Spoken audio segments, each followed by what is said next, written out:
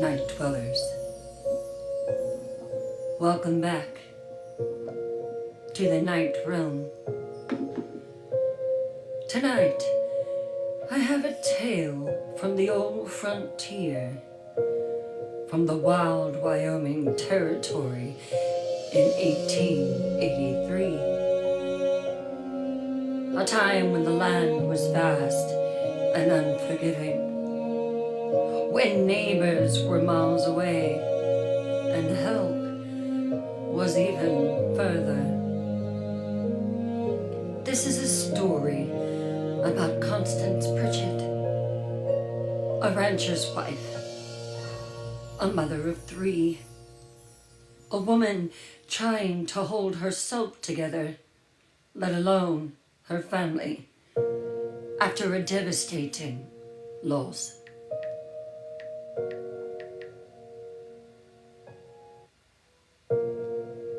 This is a story about isolation, about grief, what it takes to survive when you're alone in the wilderness.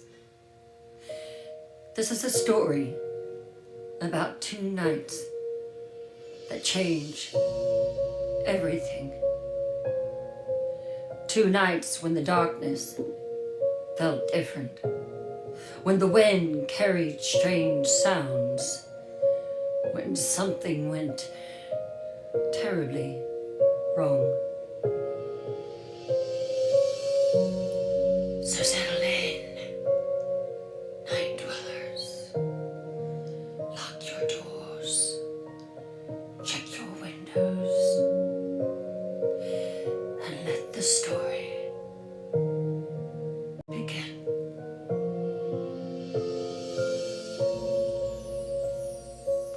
And remember, out on the frontier in the year 1883, when night fell and something went wrong.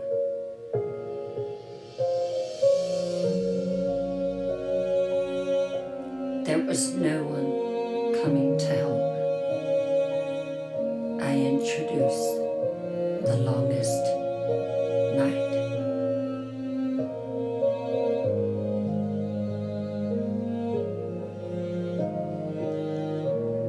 September the 4th, 1883. The Pritchett Ranch, Wyoming Territory, the crack of dawn. The bedroom was quiet except for the sound of fabric rustling, clothes being folded, placed carefully into a worn leather saddlebag. Constance Pritchett moved through the motions slowly, methodically. A shirt, folded, set in the bag, another shirt, spare trousers, socks rolled into tight balls. Her hands were steady even though her mind was far away, lost in that hollow place she'd been living in for 3 months now. 3 months since she buried Thomas. 3 years since she buried the baby girl, Ava, before him. They both had came too early. They both were too small. Gone before Constance had even had a chance to hold them. 2 babies, 2 graves, under the cottonwood tree behind the house. 2 pieces of her heart buried in the Wyoming earth. Constance was 32 years old, still young by most measures, but sometimes she felt ancient, worn down, like she'd lived several lifetimes in the past 3 years. She had dark brown hair pulled back in a simple bun, a few strands escaping that she didn't bother to fix anymore. She used to take pride in her appearance, being the wife of a rancher. Used to care about such things. Now, she just existed. It was everything for her to get up in the morning and get dressed. Everything for her to bathe the children or cook. She was going through the motions. Now she just existed. She was going through the motions of living without really feeling alive.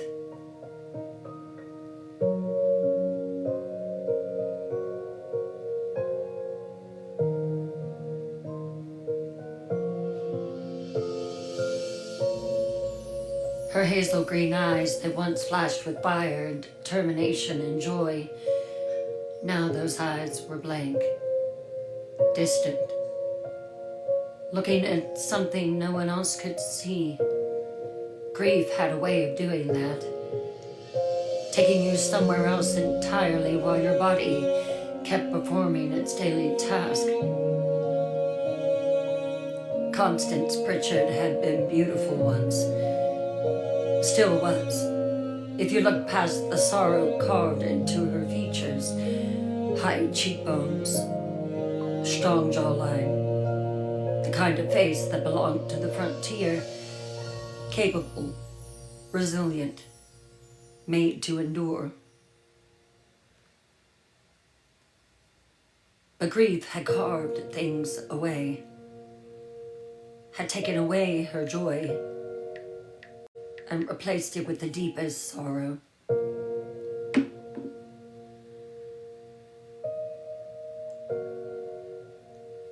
Made her thinner and paler, more fragile than she'd ever thought possible.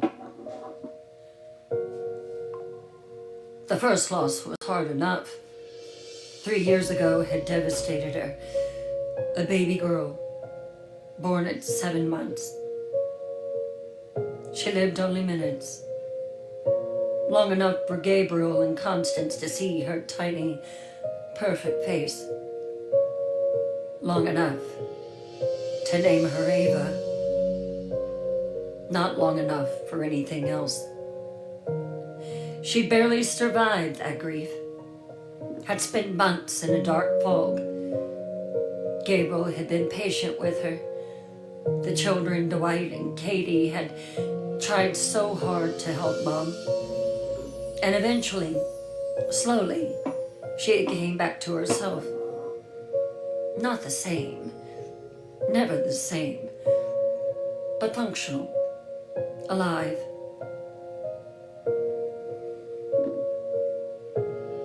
And then Brock was born, her 2-year-old. She loved him. And then she found out a year later that she was pregnant again. And then one night, she woke up with terrible pain. Gabriel had rushed to the doctor, brought him, but it was too late. Another boy, born too early, lived 3 hours, long enough to hold him, to name him Thomas Gabriel, to fall completely in love with him. And then, gone. This time the grief was different, heavier, like it had settled into her bones and made a home there, like it would never leave. Constance visited both graves every day. Ava and Thomas, side by side, under the cottonwood tree. 2 babies who should have lived, but they didn't, because of something that she did wrong.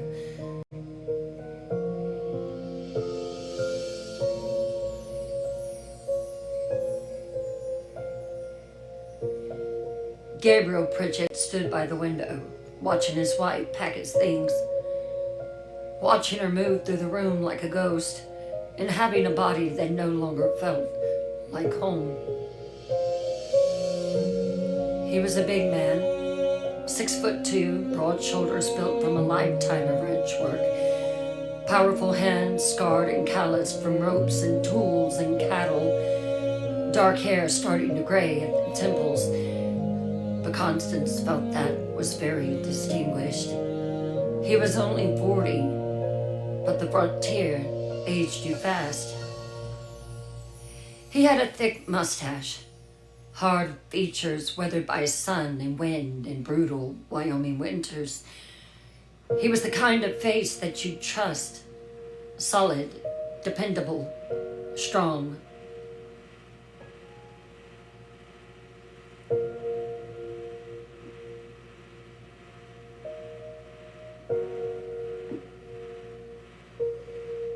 Gabriel Pritchett had built the ranch from nothing, claimed the land, built the buildings with his own hands, raised cattle, created a life out of raw wilderness through sheer determination and backbreaking work. The Pritchett Ranch was his pride, 1,000 acres of Wyoming grassland that he had claimed, 300 head of cattle, horses, a home, a legacy for his children. But more than the ranch, more than the land or the cattle or anything else in the world, he loved his family, his wife, his children. He stood at the window and looked out, and then looked back. He was watching the woman that he loved with all of his heart disappear, day by day, week by week, slipping away into her grief, and he didn't know how to bring her back this time. God knows he tried, but he just couldn't bring her back. There was a cloud that was impenetrable that he could not get through.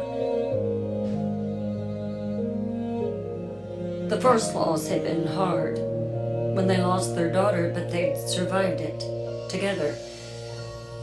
But this second loss, he feared that it was breaking her, and Gabriel didn't know how to stop it. He tried. God knows he tried. He'd held her when she cried, sat with her in silence when the words fell, given her space when she needed it, been at the graveside when she would let him. But most of the time she would just scream and cry. Nothing seemed to help. Nothing seemed to reach her anymore. And now he was leaving for 6 weeks, maybe more. And the guilt sat like a stone in his chest. But it had to be done. He let the curtain fall back into place. Constance. She didn't respond, just kept folding another shirt, placing it carefully in the bag with the others, her movements precise and automatic. Constance, Gabriel said again, softer this time, gentle. This time she paused, her hand stealing on the fabric. She looked up slowly, those hazel green eyes focusing on him, present for a moment. Here. But even when she looked at him, he could see that she was somewhere else, somewhere that he couldn't follow no matter how hard he tried. I have to leave. I don't want to leave, he said, the words feeling heavy and wrong like a betrayal. But you know how it is. She nodded her head. Yes. The herd needs to get to market in Cheyenne before the weather turns. We're already later in the season than I'd like. I just didn't want to leave you alone. I know. Constance said, her voice quiet, flat, empty of inflection. I'll try to be gone only 6 weeks. Maybe 8 if we hit bad weather or trouble on the trail. That's a long time. I know. Gabriel crossed the room, stood close to her, and then he gently grabbed her by the arms. He could smell the lavender soap that she used in her hair and on her body, close enough to see the dark circles under her eyes from too many sleepless nights. He reached out and cupped her face. Constance, look at me.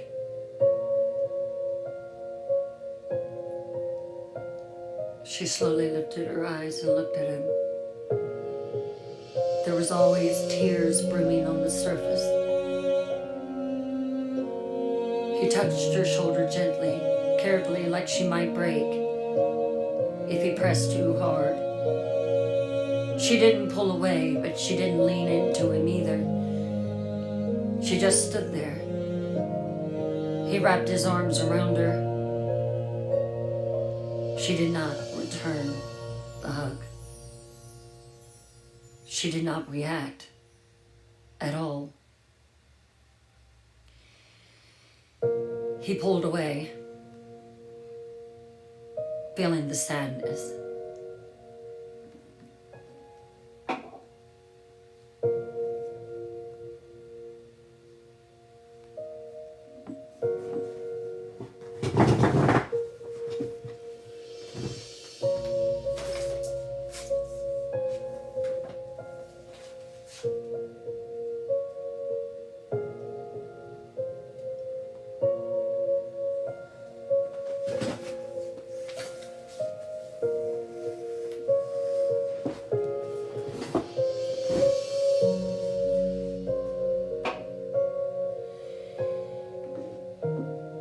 The rejection hurt him terribly. Jason and Pete are staying here, Gabriel said. They'll help with anything that you need. Heavy work, repairs, any problems that should come up. The cattle in the east pasture, the horses, all of it. You don't have to worry about anything. All right. And Dwight? Gabriel's voice warmed slightly, a hint of pride creeping through the worry. Dwight's almost 13 now. He's strong, capable, smart as a whip. He'll look after you and Katie and Brock. For the first time, something flickered in Constance's eyes. A ghost of the woman she used to be. The fierce, protected mother. He's still just a boy, Gabriel. He's a boy who wants to be a man, Gabriel replied. I promised him, if he takes good care of you and his sister and brother while I'm gone, he can come on the next cattle drive with me next year. He's so excited about it, so determined to prove himself to us. Constance's expression softened, almost a smile. Almost. The thought of Dwight, her eldest, her serious boy, trying so hard to be grown. She closed his bag. He tries so hard to be like you. He's a good boy. They're all good children. Gabriel paused, choosing his next words with extreme care. You've done well with them, Constance. With Dwight and Katie and Brock. You're a wonderful mother. The words hung in the air between them. You've done well with them. The three who had lived, she questioned. Gabriel saw the moment that thought crossed her mind, saw the pain flash across her face like lightning across the dark sky.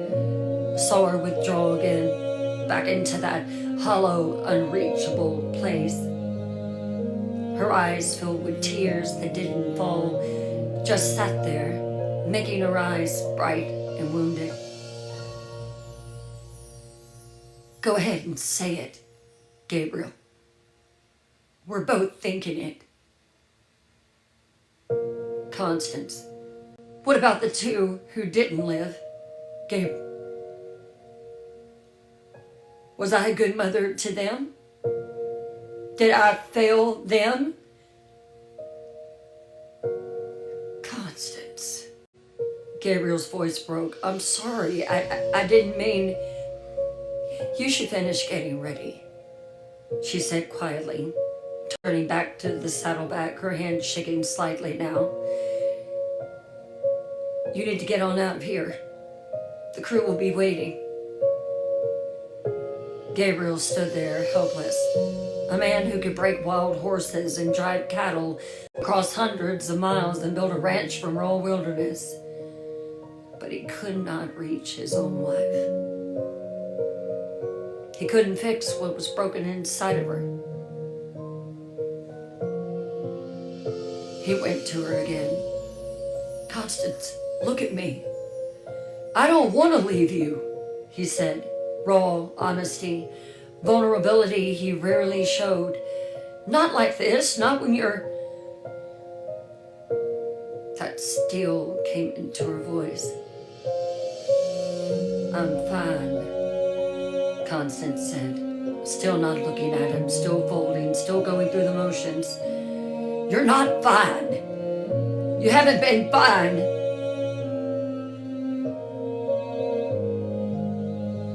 Gabriel.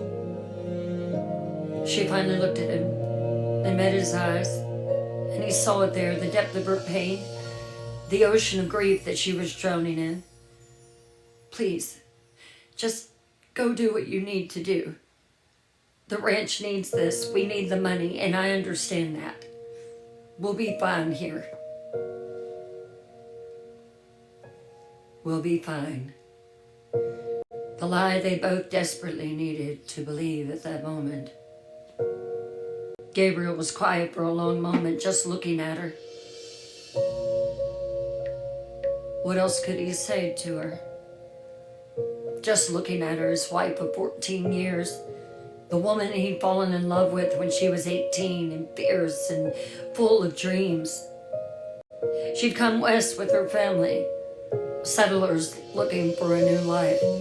He'd met her at a church social in Sweetwater, been struck speechless by her beauty, her fire, her intelligence, just as every other man had been. But she chose him. They married within 6 months, built this life together, had 3 beautiful children, buried 2 babies. And somewhere along the way, through the joy and the heartbreak, he'd fallen even more deeply in love with her. Even now, even broken, even lost in his grief, he loved her. I'll tell you what, when I get back, look at me. When I get back, we're gonna go away. What do you think? Constance just looked at him. For what? Just for you and me. Just for you and me to get away.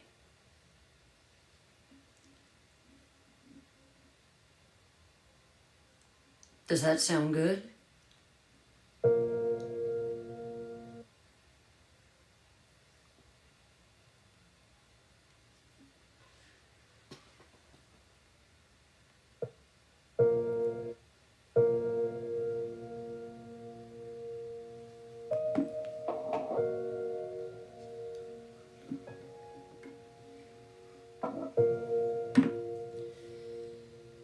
Things will be better, Constance.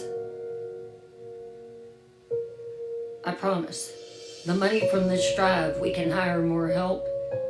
You won't have to work so hard. Maybe we could take a trip to Denver for a week. Just you and me? Get away from the ranch? Constance's hand still on the saddlebag. For a moment he thought she might respond, might reach for him. He wanted to feel her touch again, might let him in. But then she just shook her head, slight, sad. Gabriel. Her voice was gentle but firm and final. Please, just go. We'll be here when you get back. I promise. He wanted to argue, wanted to stay, wanted to pull her into his arms and hold her until the grief broke and she came back to him. But he couldn't, because the cattle drive was necessary. The ranch depended on it. Their survival depended on it. So he nodded. He crossed to her, pulled her close even though she stayed stiff in his arms, and pressed his lips to her forehead. I love you more than life itself.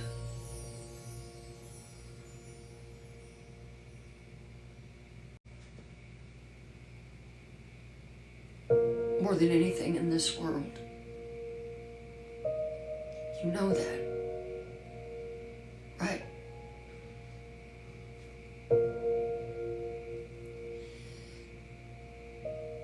I know, she whispered back. I love you too. The words were true, but they felt distant, like they were coming from very far away. Gabriel held her for another moment, then let go. Because sometimes love meant leaving, even when every fiber of your being screamed to stay.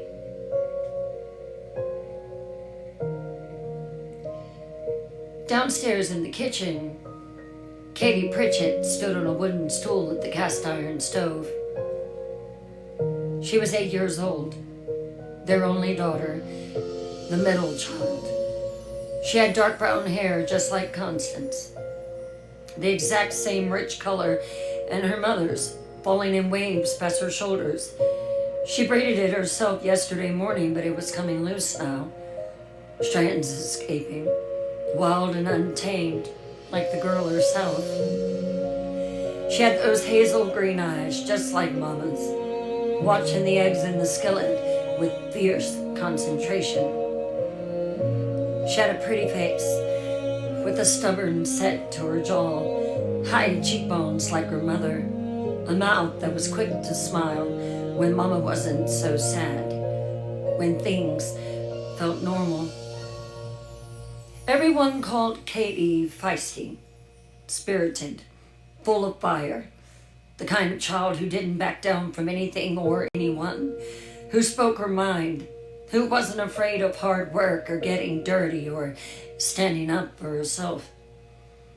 She was small for her age, barely 4 feet tall, but she made up for it with sheer determination and will. Katie Pritchett might be little, but she was mighty.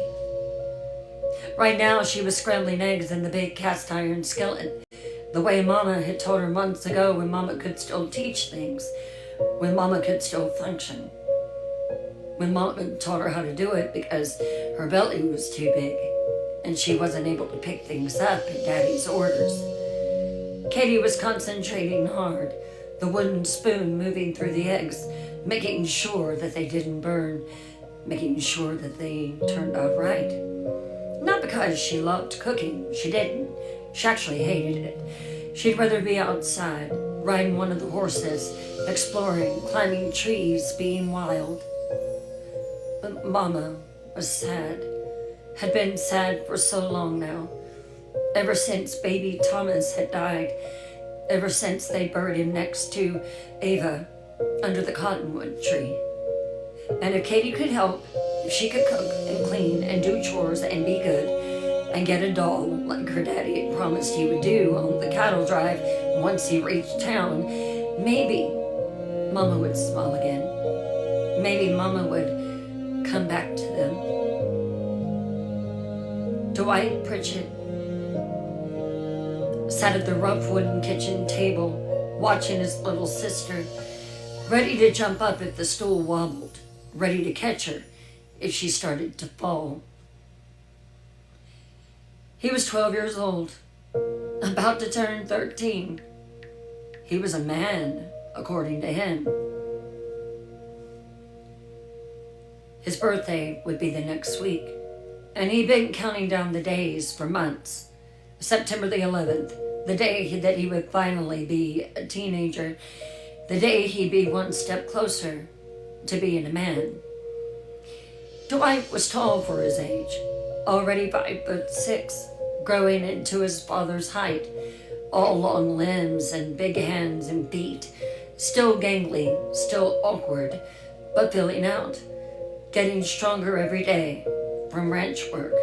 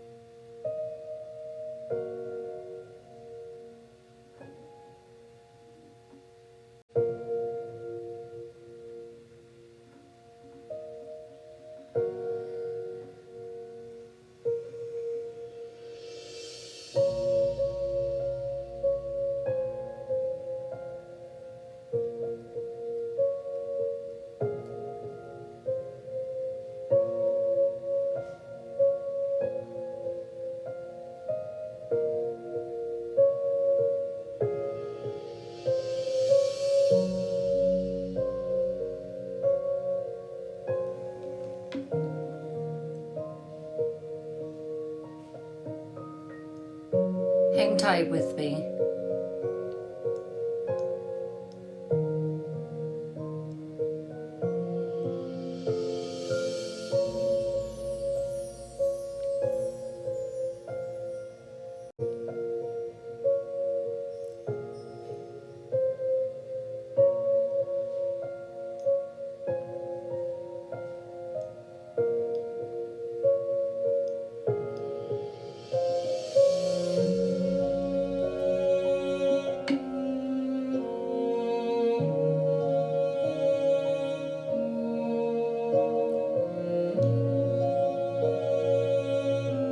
Dwight had dark hair like his father's, gray eyes, also like his pa, a serious face that made him look older than his 12 years.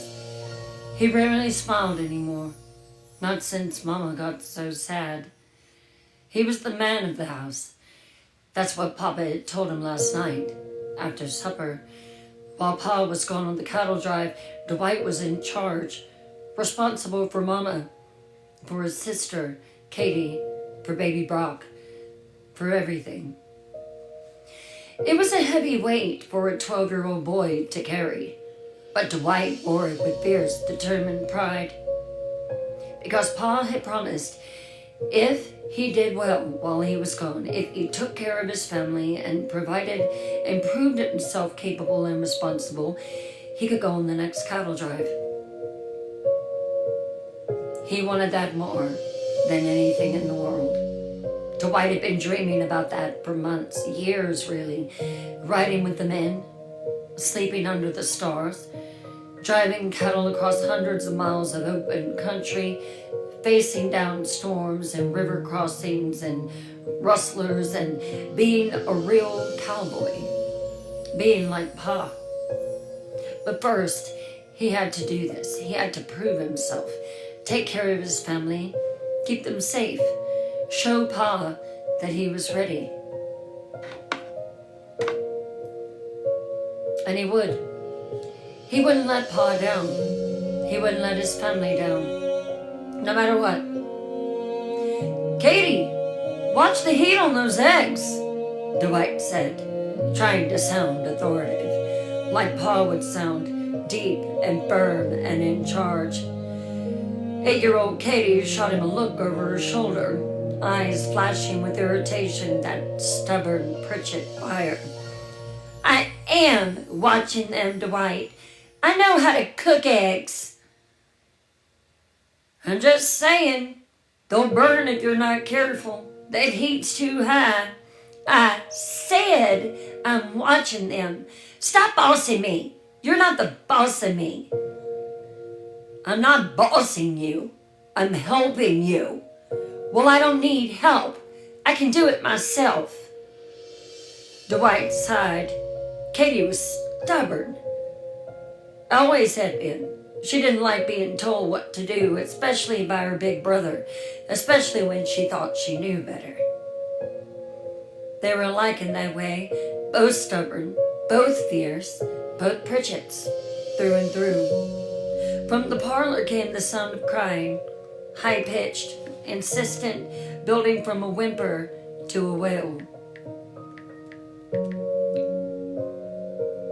It was baby Brock. Not really a baby anymore. 2 years old, a toddler, going through his terrible twos, toddling around, starting to talk in short sentences, but still baby Brock to everyone in the family, the youngest, the littlest, the one who needed protecting. Dwight stood immediately, chair scraping against the wood floor. I'll get him. He walked into the parlor.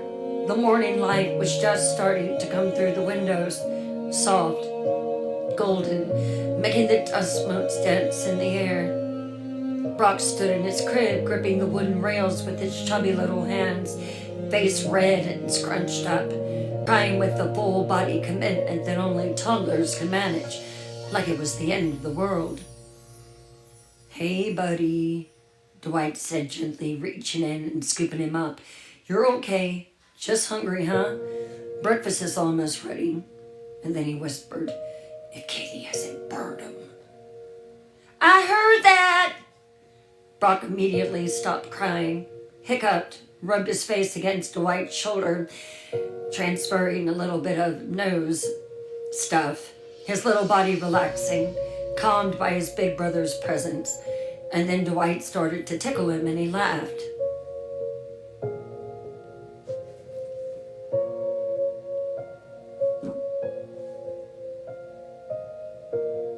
Dwight carried him back to the kitchen, sat down with his little brother in his lap, Brock's head tucked under Dwight's chin, small, warm, trusting completely. No, Pa's leaving today, Dwight told Brock quietly, even though the 2-year-old couldn't really understand him. Even though Brock wouldn't remember this conversation, Dwight needed to say it, needed to prepare himself. He's going on a cattle drive to Cheyenne. He'll be gone a long time, so we have to be good, because if we're good, I get to go with him next year. And then when you get to be a big boy, you can go with him. He'll be gone a long time, so we have to be good. We have to help Mama. Can you do that, buddy? Brock just looked at him with those big, trusting eyes, blue eyes, like Gabriel. Dwight felt that weight again.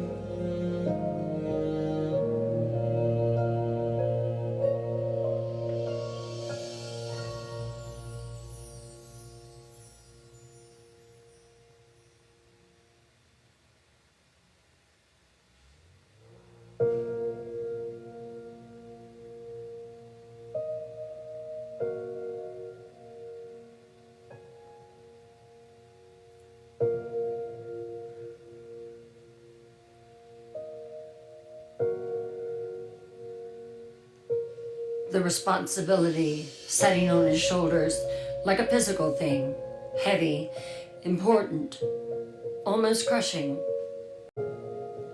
He was in charge now.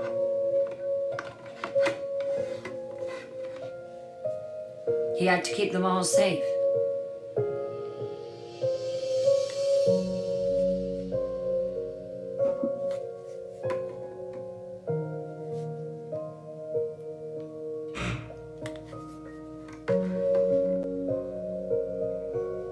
Katie, Brock, Mama. He was 12 years old now, almost 13, and his family's safety was in his hands. Katie finished the eggs, carefully maneuvered the heavy cast iron skillet off the stove, both hands gripping the handle wrapped in a kitchen towel, concentrating hard so she wouldn't drop it.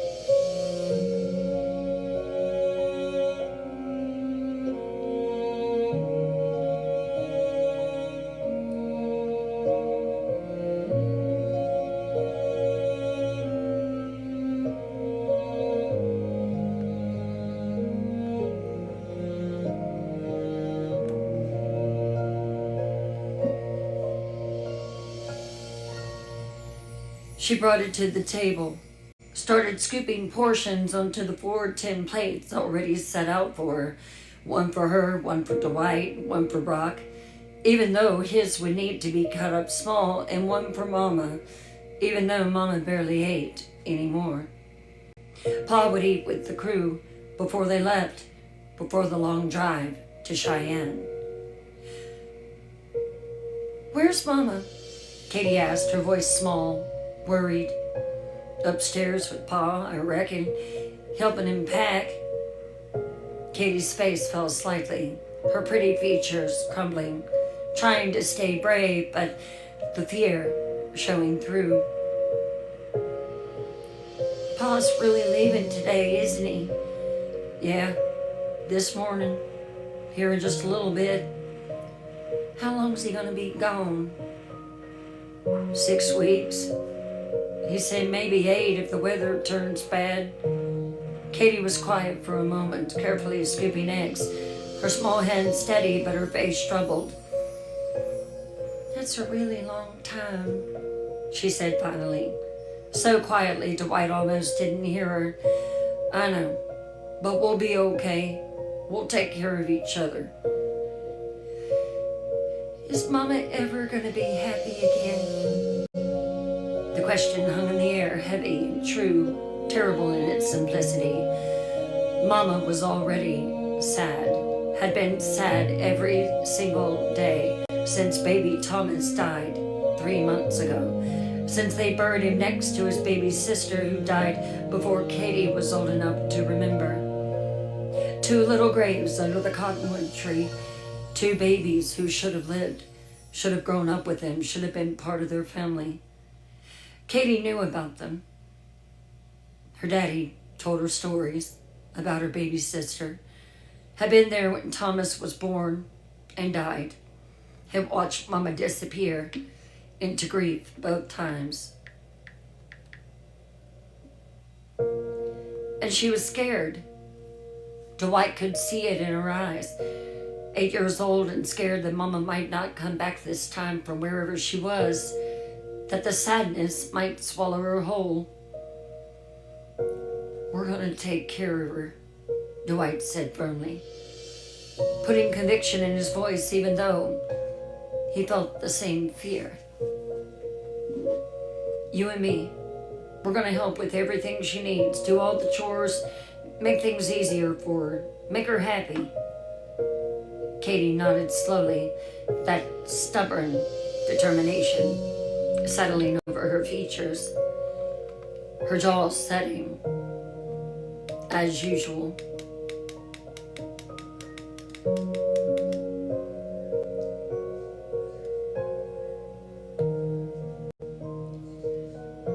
"Okay, you're right.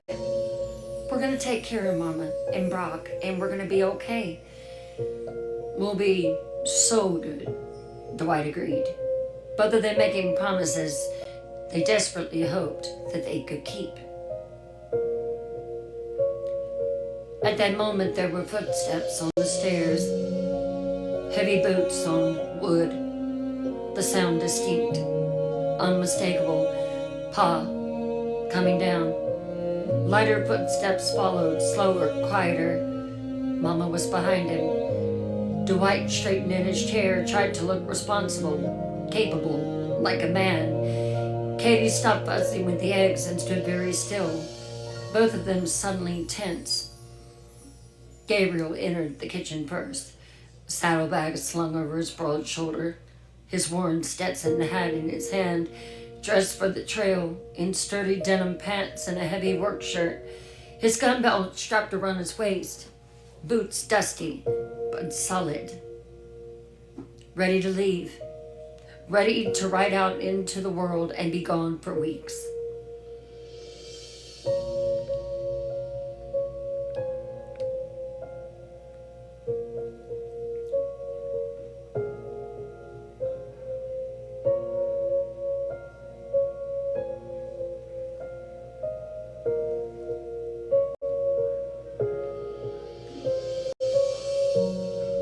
Constance followed behind him, moving quietly, her hand trailing on the wall as if she needed the support, her face pale, distant.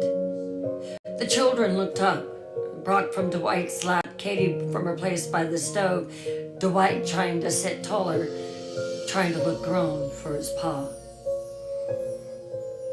"Morning, Pa," Dwight said, his voice coming out deeper than usual, trying to sound like a man, like someone Pa could trust.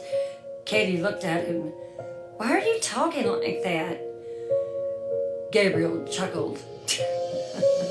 "Morning, son." Gabriel set his saddlebag down by the door with a heavy thud, crossed to the table in 3 long strides. "Katie, those eggs smell mighty good, honey." Katie beamed, a real smile lighting up her whole face, pride shining in her hazel green eyes, transforming her from worried to radiant in an instant. "I made them all by myself, Pa. I didn't burn them or anything." "I can see that. You're getting to be quite the cook. Pretty soon you're going to be better than your mama." He winked at Constance. Katie's smile faltered slightly, a glance toward Constance, worry flickering across her young face. "Mama used to be the best cook. Mama used to do everything. Now Mama barely did anything at all." But Gabriel kept his tone light, kept smiling, reached down and ruffled Katie's hair affectionately. Then he turned his attention to Dwight and Brock. "My boys." The toddler had perked up at the sight of his father, was reaching out with both chubby arms, making grabbing motions. "Pa! Pa! Up! Up!" Gabriel scooped Brock out of Dwight's arm with practiced ease, lifted him high above his head. The toddler shrieked with delight, giggled, a sound of pure joy that filled the kitchen and pushed back the heaviness that had settled over the house for the past 3 months. "There's my boy, getting so big, you're going to be able to help with the cattle before I know it." Brock laughed, grabbed for his father's thick mustache with greedy little fingers and pulled. "Easy there now, buddy. That's attached." Gabriel winced but laughed, a real warm smile, the first genuine sound of happiness in the house in what felt like forever. Constance stood in the doorway, watching, her arms wrapped around herself, her face unreadable, but something flickered in her eyes, something that might have been longing or love or just sadness that even this moment of joy couldn't quite reach her, and feeling guilty that she had almost smiled. Gabriel held Brock on his lip, turned to face Dwight, his expression shifting, serious now, important. "Dwight, come here, son." Dwight stood, his chair scraping back, crossing to his father, stood as tall as he could manage, shoulders back, chin up, ready. Gabriel shifted Brock to one arm, put his other hand on Dwight's shoulder, heavy, warm, firm, a father's grip that said, "I trust you. I'm counting on you.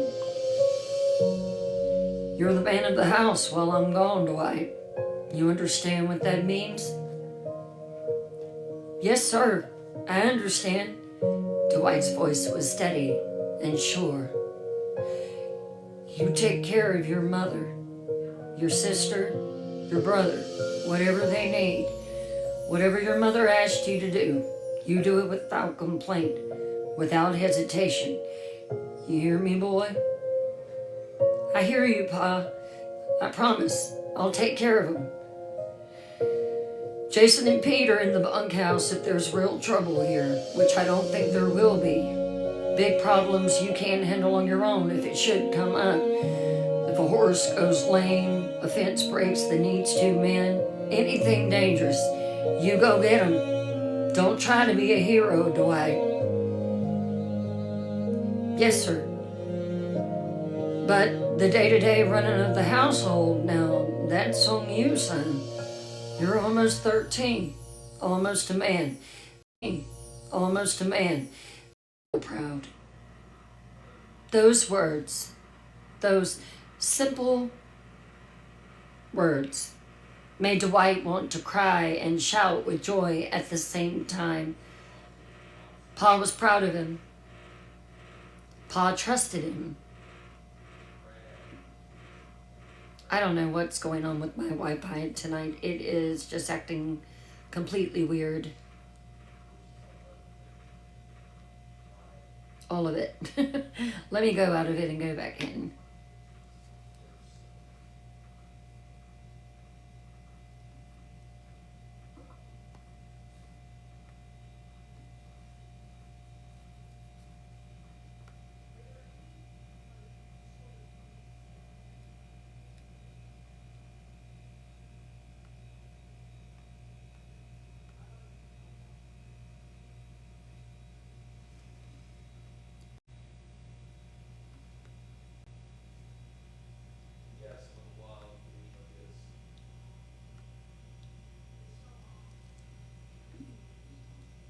Hopefully it'll come back up here in a minute. He wouldn't let Pa down. He would die before he let Pa down. Then Gabriel crouched down to Katie's level, still holding Brock on his lap.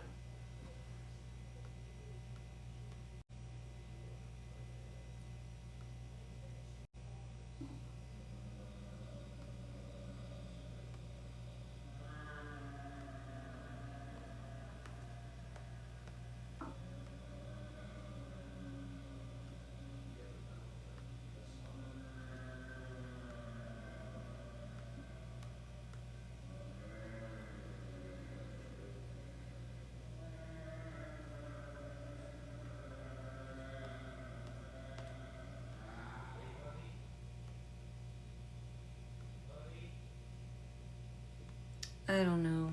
I don't know what's going on with it.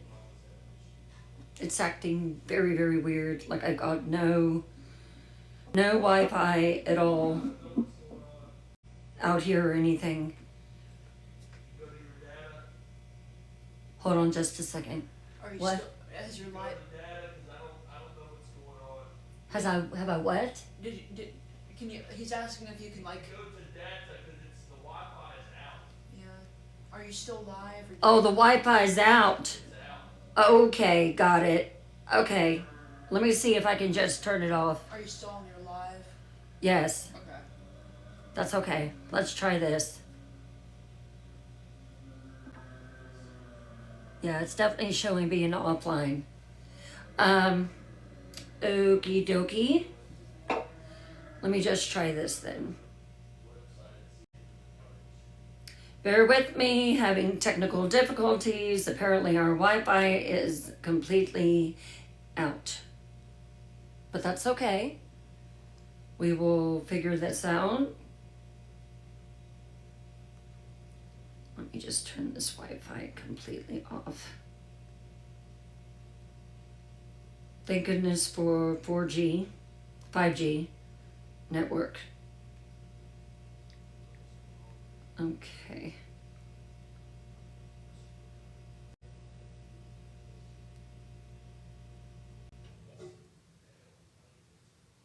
All right, here we go. And now let me connect my Bluetooth and we will be good.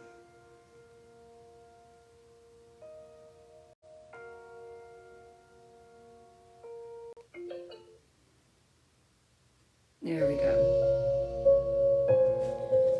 There we go.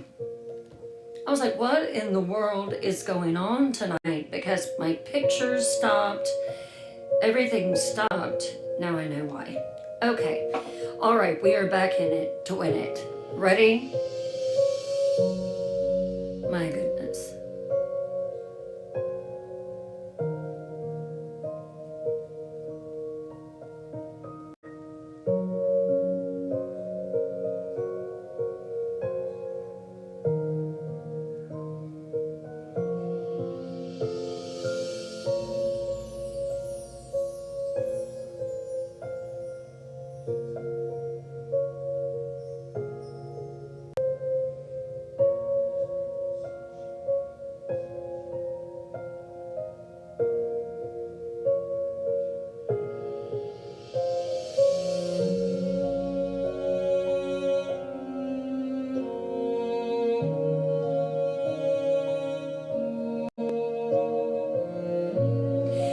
Then Gabriel crouched down to Katie's level, still holding Brock on his lap. The toddler, content now, sucking his thumb, getting sleepy again. And you, Miss Katie, Gabriel said.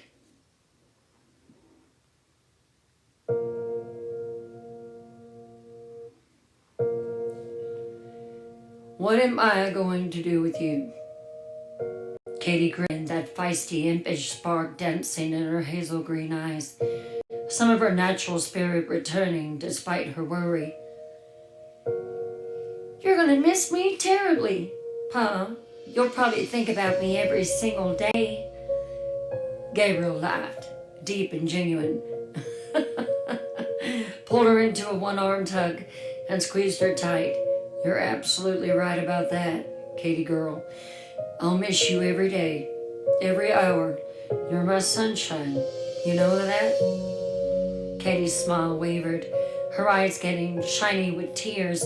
She was trying very hard not to cry. I don't want you to go, Pa. I know, but I got to. Sometimes we have to do things we don't want to do, honey.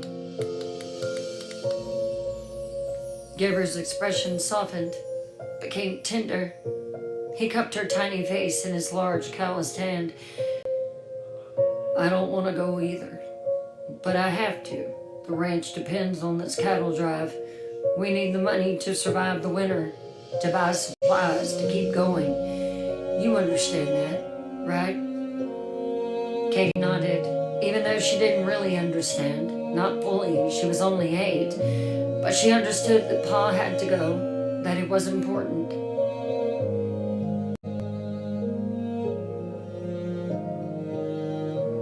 And you're gonna bring me a big old doll back from Cheyenne, right? Yes, but make sure you listen to your mother while I'm gone. Help her with everything, and don't give your brother a fit. Mind him. He's in charge. He's the man of the house now. Katie wrinkled her nose and made a face. Dwight's bossy, Dad. Dwight's responsible. There's a difference. And you're a smart girl. I know you can tell the difference between him being bossy and him trying to keep you safe. Can't you? Katie considered this, then nodded slowly, grudgingly. I guess so. That's my girl. Gabriel kissed the top of her head, her dark brown hair soft and smelling like the lavender soap that Constance made. You be good, be helpful, be brave. Can you do that for me? I can be brave, Pa. I can be real brave. I know you are. You're the bravest girl in all of Wyoming. Gabriel stood, looked at baby Brock in his arms. The toddler was half asleep now, head resting on Gabriel's shoulder, completely trusting, completely safe. 2 years old. Wouldn't remember this goodbye, wouldn't remember Pa being gone for 6 to 8 weeks. Time moved differently. You were 2. Gabriel kissed Brock's forehead, breathed in that baby smell, memorized the weight of him, the warmth. You be good for your mama, little man. Grow big and strong while I'm gone. Pa, you talk like you're gonna be gone forever. You take Brock from your mama. I want to talk to her.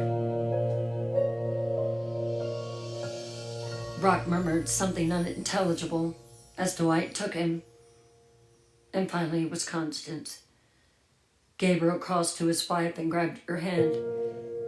He pulled her across the kitchen and into the living room.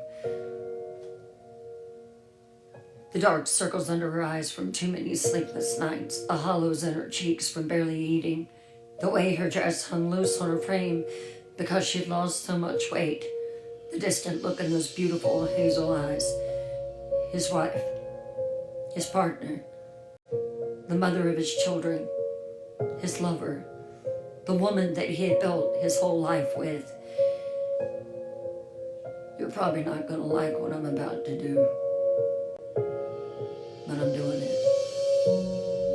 And with that said, he cupped her cheek and he kissed her. Very deep, very long. She tried to pull away, but he wrapped his arms around her waist and he kissed her. For just a moment, she responded back, her lips pliant beneath his. This woman was broken and lost and drowning in grief, and he was leaving her and he needed her. He whispered Constance against her lips. She looked up at him, and she was present. She was here for the time being. I love you, woman. I'll be back as soon as I can.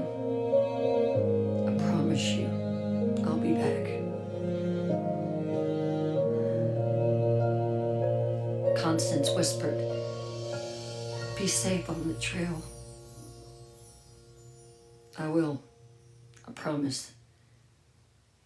And you keep it together for me. Okay? Please, eat, sleep, try.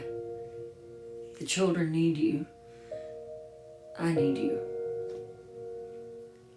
Something flickered in her eyes, the ghost of the woman that she used to be. But then it was gone, disappeared back into that hollow place. We'll be fine here. Don't worry about us. Gabriel wanted to argue, wanted to tell her that he would worry.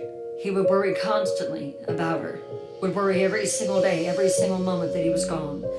But he didn't.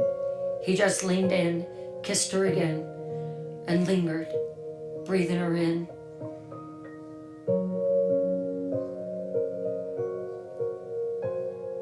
Gabriel picked up the saddlebag from beside the door, settled his worn Stetson hat on his head, the hat that he'd owned for 10 years, stained with sweat and dust and the marks of hard living.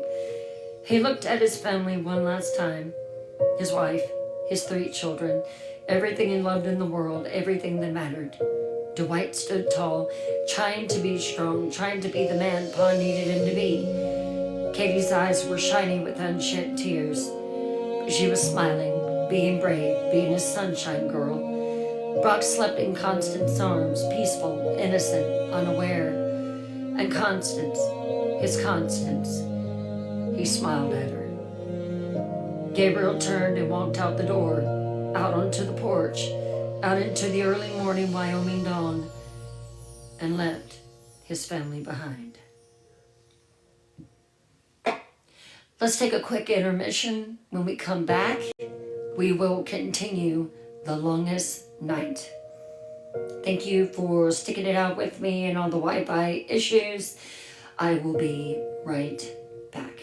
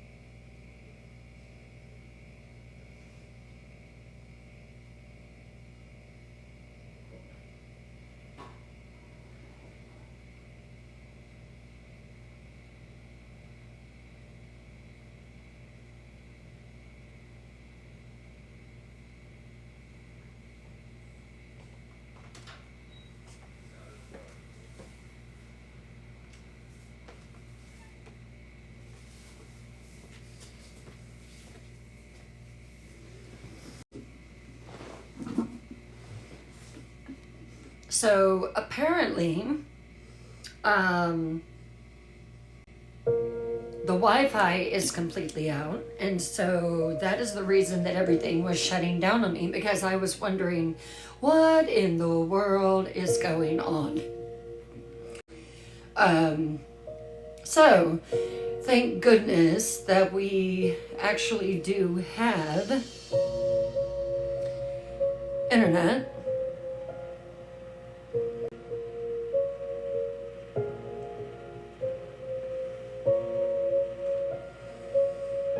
I miss my projector. I want that back. I really want that back.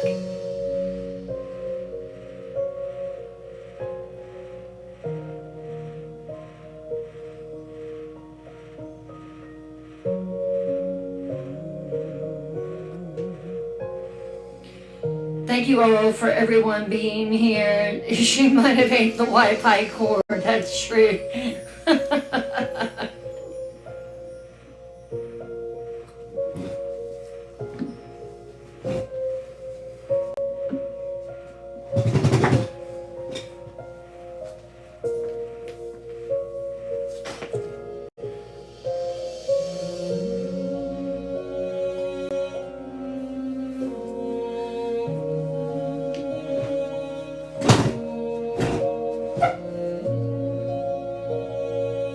I swear it's always something.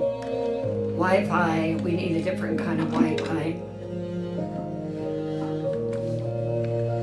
But we make it work, right? Hello, welcome in for everyone.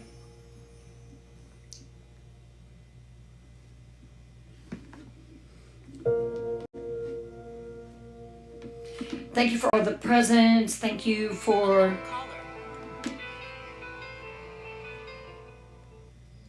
I swear. Let me turn off these notifications now that I'm having to use this.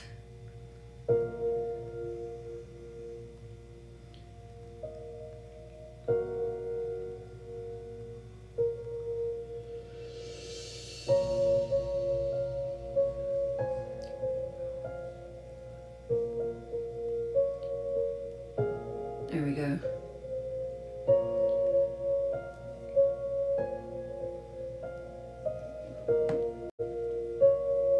Hello everyone. Hey Queen Loyal. Hey Jess. Hey Lisa. Aw, thank you Marianne.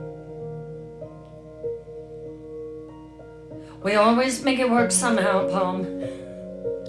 Always somehow. We're looking at getting a Wi-Fi that it's by satellite, so you never lose a signal, and that's what we really need. Like, because there is so many Wi-Fi issues when I'm trying to do this show, and you know, I'm just like, enough. Thank you for the reposts. Thank you for the shares. Thank you for being here tonight. Thank you. Hey. There's no way I can get all these names. I'm trying to catch them all as I go. But Shirley, Jess, I'm just kind of trying to go through Julie, Palm, X, Marianne, Lorraine, welcome in. Kelly, I might be repeating now. Mia, Leslie Marie, Karen, Bunny Love Galore, Justine,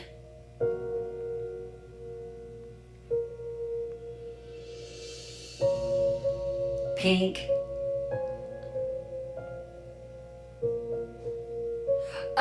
no, we're not getting bad weather. I don't know why that the Wi-Fi is out, but apparently it's in our whole neighborhood.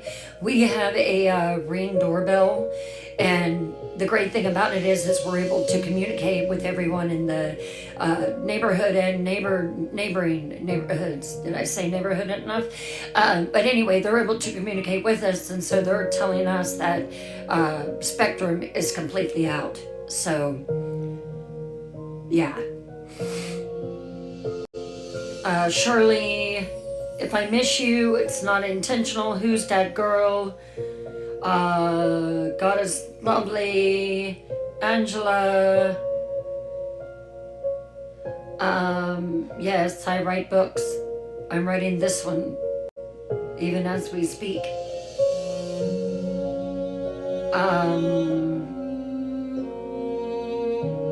So any gifting, anything like that, thank you so much. Ebony Eyes.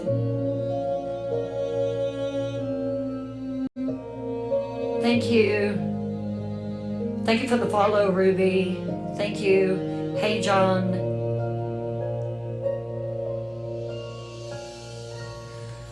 All right. Let's go ahead and get back into it. Tonight's going to be a little past 10 because we had to readjust. Right. Thank you for the crystal dreams, the rose. Beautiful. Thank you. Emerald Dragon's Lair. Hello and welcome in. Tracy. Hello. All right. Let me see in the comments. Are you ready for this story to continue? Yes, Shirley, it is.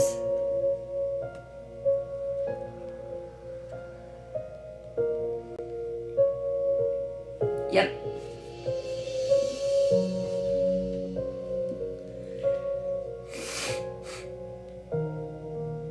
I actually cried while I was writing that part.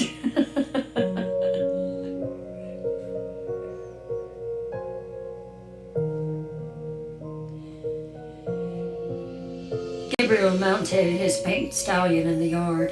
The horse, Samson, nickered softly, ready, eager.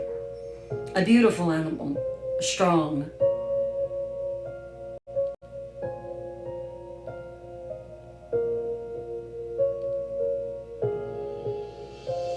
So we might be back to a little bit of the glitching, but I promise you it's not going to be a continuous thing. He was white with large patches of brown, the best horse on the ranch. Gabriel settled into the saddle, adjusted his saddlebag, checked his rifle in its scabbard, and then he looked back.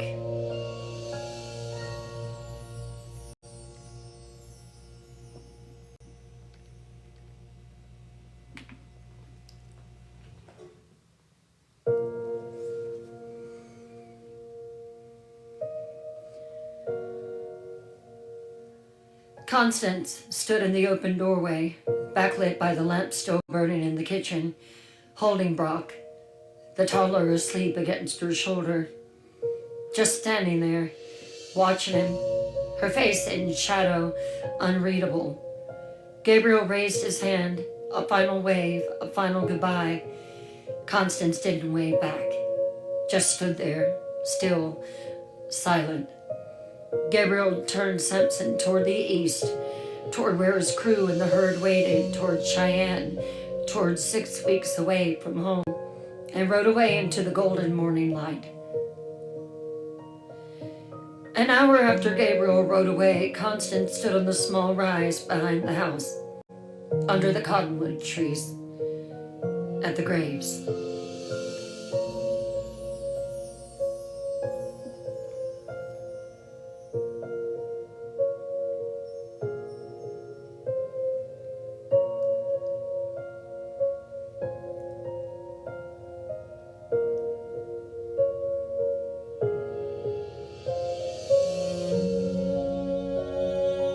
2 graves, side by side, under the spreading branches of the old cottonwood. The first grave, on the left, a simple wooden cross, no name, just a date carved into the wood, May the 17th, 1880. Ava. her daughter who'd never drawn breath, who'd been born silent and still at 7 months, who lived in Constance's body but never in this world. They never they had named her Ava. Naming her made it seem like it was the right thing to do, more permanent, but yet at the same time more devastating. The second grave on the right, another wooden cross, newer wood, this one with the name carved carefully into the weathered wood, Thomas Gabriel Pritchett, June the 3rd, 1883. Born and died the same way. Same day, 3 hours. That's all they had with him. 3 precious, heartbreaking, beautiful hours. He'd been perfect. So small, so fragile, but perfect. Tiny fingers, tiny toes, dark hair like Gabriel's. He'd opened his eyes just once, and Constance had seen they were going to be blue, like Gabriel's. And then he'd stopped breathing. Just stopped. Like he used up all his strength being born, and just simply had nothing left. The doctor from Sweetwater had come, too late, had examined the tiny body, had said all the useless things that doctors say. Sometimes these things happen, Miss Pritchett. There was nothing that you could have done. You're young. You can try again. Try again. As if babies were interchangeable. As if losing one didn't carve a hole in your soul that never healed. Constance came here every day, rain or shine, heat or bitter cold, sometimes twice a day, morning and evening. She knelt between the graves, touched both crosses, talked to the babies who couldn't hear her, who were gone, who existed only in her heart and her shattered memories. Wildflowers grew around the graves now. She planted them herself.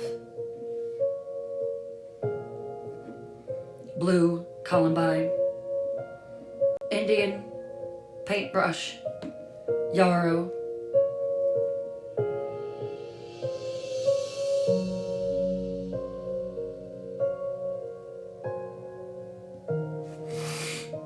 black-eyed Susans, hardy mountain flowers that could survive anything that Wyoming threw at them. Beautiful, resilient, alive, unlike the babies buried beneath them. Today she just stood, didn't kneel, didn't touch the crosses, just stood there with her arms wrapped around herself, staring at the graves, at the wildflowers swaying in the morning breeze, at the mountains in the distance. Your pa left this morning, she said softly, her voice barely above a whisper, speaking to the earth, to the babies, to God, to no one.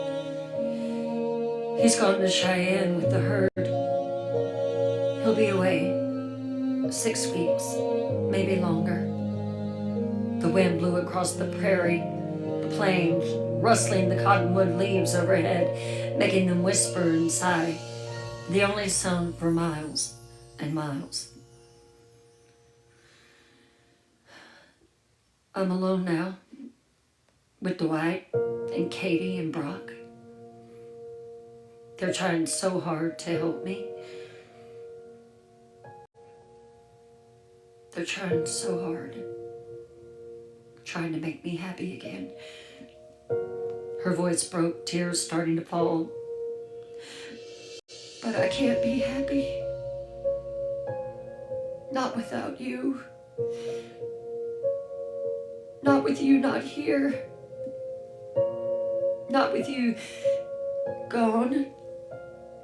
She looked at the first grave, the unnamed daughter. Ava, I'm sorry, I'm so sorry. Then the second grave, Thomas, and you, my beautiful boy. You look just like your father. You had his hair. I think he would have had his eyes too, and his strength, his goodness.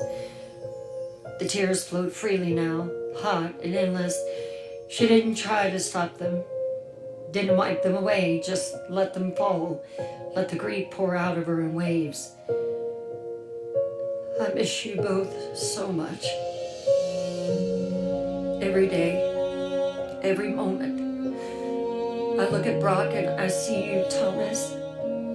I see what you would have been, and it breaks my heart all over again.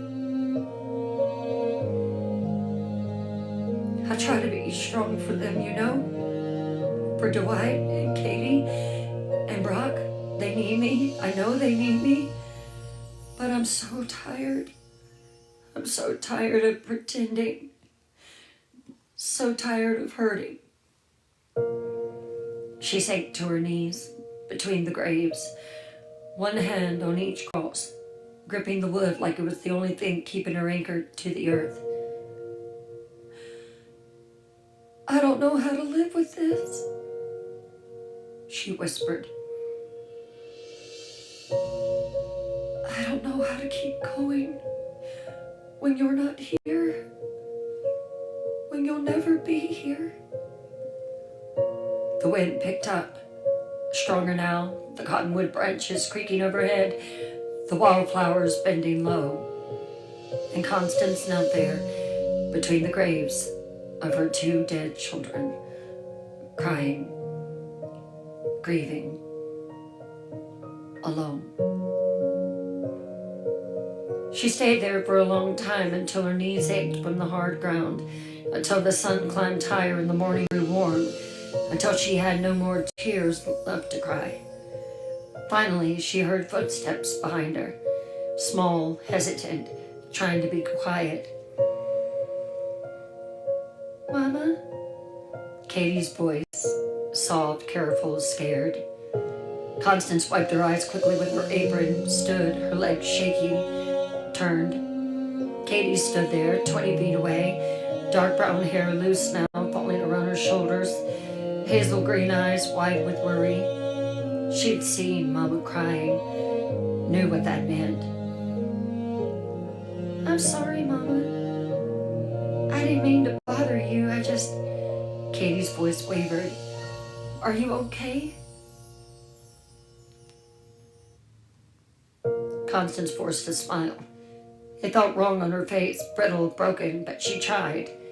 For Katie, always for her children. I'm fine, sweetheart. Just visiting your baby brother and sister. Katie looked at the graves, then back at her mother. Those intelligent 8-year-old eyes seeing way too much. Understanding too much. Do you think they're together? In heaven, I mean? Do you think they're happy? The question pierced straight through Constance's chest, took her breath away. She knelt down, opened her arms. Katie came to her immediately and let herself be held. Constance pulled her daughter close, breathing the scent of her hair, lavender soap and sunshine and life. This child who was still here, still breathing, still hers. I'd like to think so, Constance whispered fiercely into Katie's hair. I would like to believe that they are together, that they're with God. She didn't believe in God anymore. Would like to believe that they're at peace, that they're not hurting anymore. Do they know about me? Do they know they have a big sister? Constance's eyes filled with tears again. Yes. Yes, they know. And they love you, just like I love you. I love you, Mama. I love you too, Katie girl. So much. More than you'll ever know. They stayed like that for a long moment, mother and daughter, kneeling between two graves, holding each other, the living, honoring the dead. And Constance made a silent vow to the graves, to the babies, to herself. I will not lose another child. I will protect Dwight and Katie and Brock with everything I have. No matter what it takes, they will survive. They will live. I swear it. The Pritchard Ranch sprawled across the Wyoming territory like something out of a dream or a painting, beautiful, vast, impossibly isolated. 1,000 acres of grassland stretching in every direction, north, south, east, and west. Rolling hills covered in buffalo grass and sagebrush. Rocky outcrops jutting up from the earth like ancient bones. Stands of cottonwood and willow along the creek beds.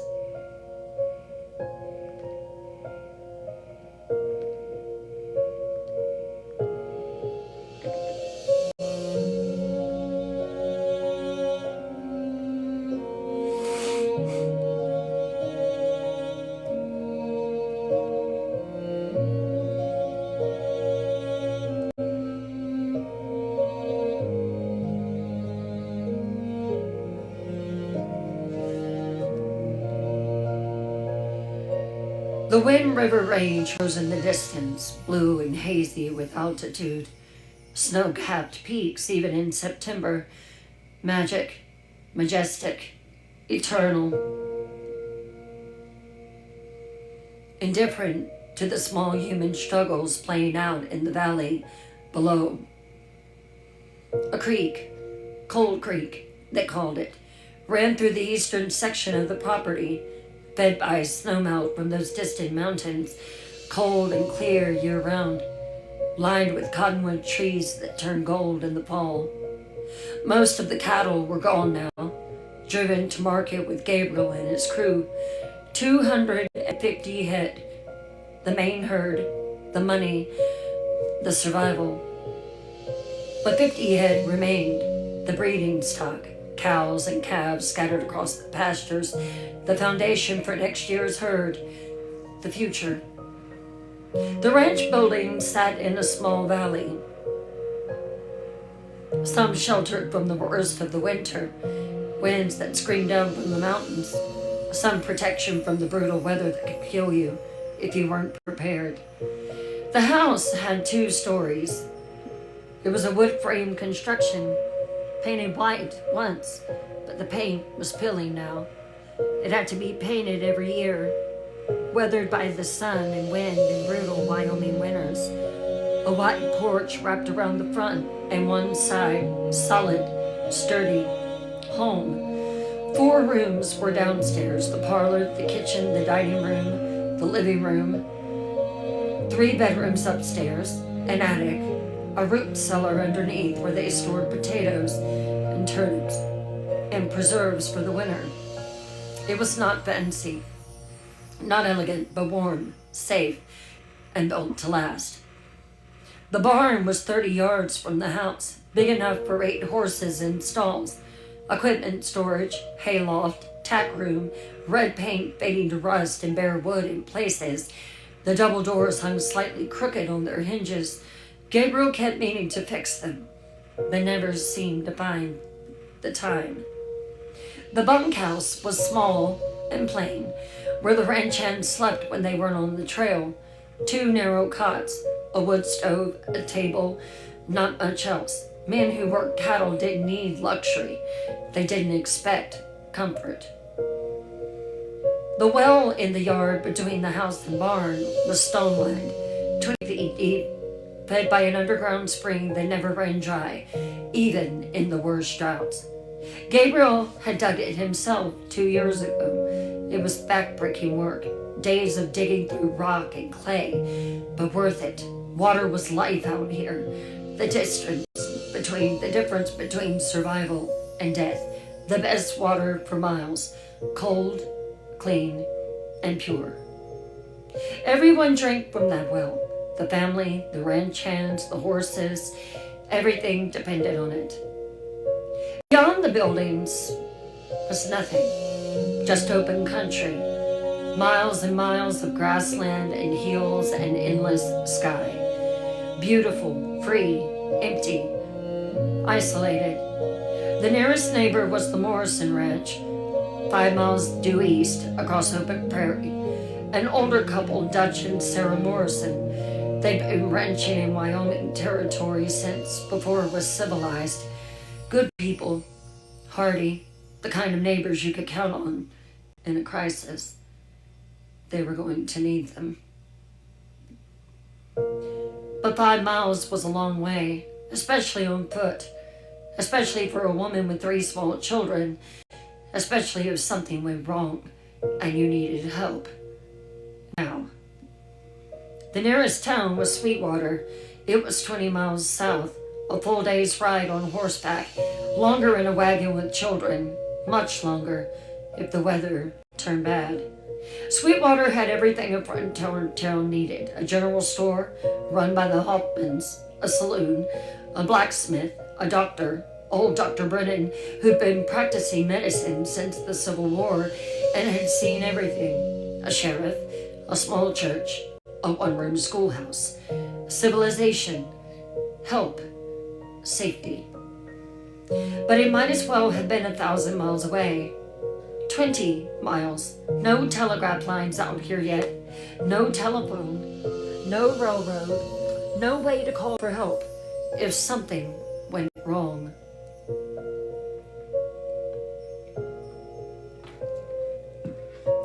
Out here on the frontier, you were on your own. If there was an accident, an injury, a fire, a sickness, an attack, you handled it yourself. Or you died. That was just the way that it was. That afternoon, Jason and Pete worked in the barn. They were the ranch hands that were put in charge of the more serious projects. They were mucking out the stalls, feeding the horses, mending a broken harness that had snapped during the cattle drive preparations, the endless necessary work that came with ranching. Now, Jason was the older of the 2 ranch hands, 35 years old, a face weathered by hard years and harder work, graying beard, more salt than pepper now, deep lines around his eyes from squinting into sun and wind, calloused hands that had held reins and ropes for over 20 years.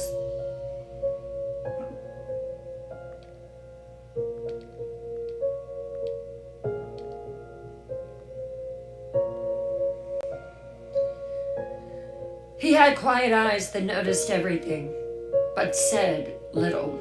The kind of man who watched and listened and learned, who could read weather in the sky and trouble in a horse's gait and danger in the way that cattle moved. He'd been working ranches since he was 14 years old. Started as a stable boy in Colorado, worked his way up to a ranch hand, cowboy, wrangler, trail boss once even.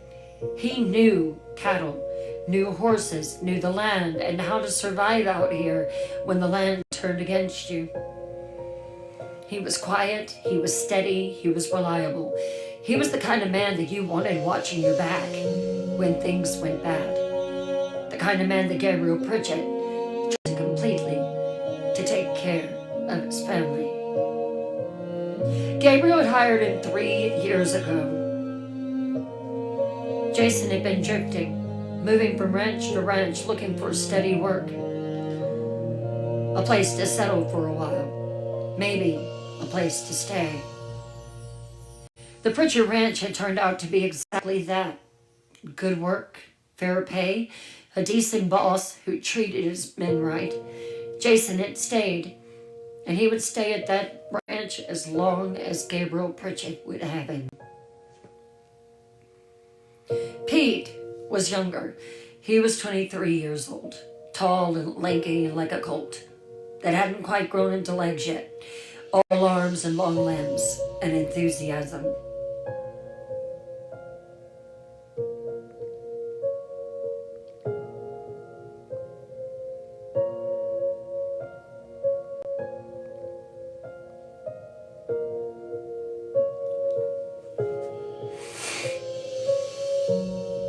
An eager face, earnest, open, honest features that hadn't been hardened by the frontier yet. A face that still believed the best about people, about the world. He'd only been at the Pritchard Ranch for 8 months, still green in a lot of ways, still learning, but willing, hardworking, eager to prove himself. Pete had grown up in Ohio, farm country, corn and wheat and predictable seasons, but he'd read dime novels about the West, about cowboys and cattle drives and adventures, and he wanted that life. He wanted to see the frontier, wanted to be a cowboy. So he'd come west, worked his way across the country, doing odd jobs, and ended up in Wyoming Territory, hired on at the Pritchard Ranch last winter. He discovered quickly that real ranch work was a lot harder and a lot less romantic than the dime novels had made it sound, but he was learning, and Jason was teaching him, patiently, quietly, the way good men taught young ones. You ever notice, Jason, it seems like Miss Pritchard's always sad? Pete asked, pitching fresh hay into one of the stalls, while Mr. Pritchard's... she seems real sad. She must have been mighty pretty at one time. Jason didn't answer right away, just kept working, methodical, steady, the way he did everything, his pitchfork moving in a smooth practice ribbon. Well, she lost a baby 3 months back, he said finally, his voice matter-of-fact but not unkind. You didn't see her carrying it around in her belly? It was a boy, born too early, lived a few hours and then died. Pete paused in his work. That's real hard, he said. You have no idea.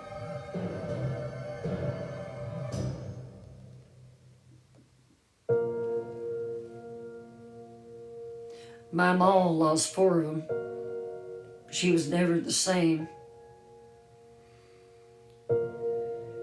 Pete paused in his work. That's mighty hard. Yeah, and it wasn't the first one either, Jason continued quietly. When I first arrived, Mr. Pritchard was glad to bring me on board because she had lost another one. A girl. 2 babies are buried up there on that hill behind the house. Sometimes she's up there in the morning and at night, under the moonlight. You can hear her crying.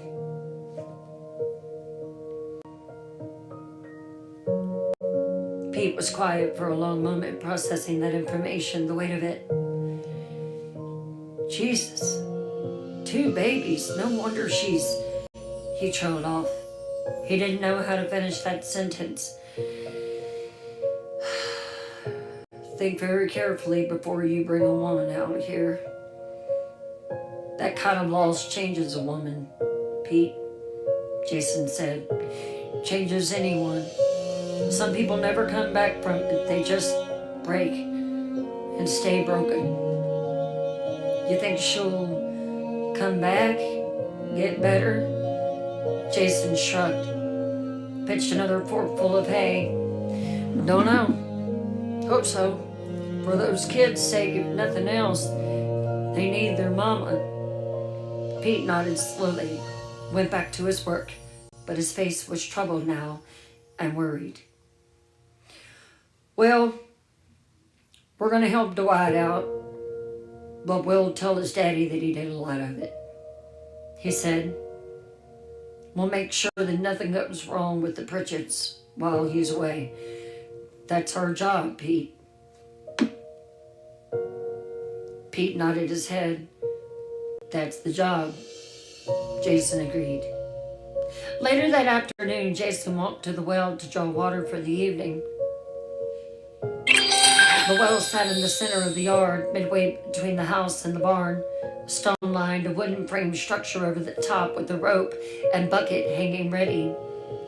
Jason lowered the bucket, heard it splash far below in the cold darkness, 20 feet down. The rope rough and familiar against its calloused palms as he drew it up, hand over hand. The water looked clear and clean and normal, the way it always looked. He drank from it. And then he noticed the sky beginning to grow darker.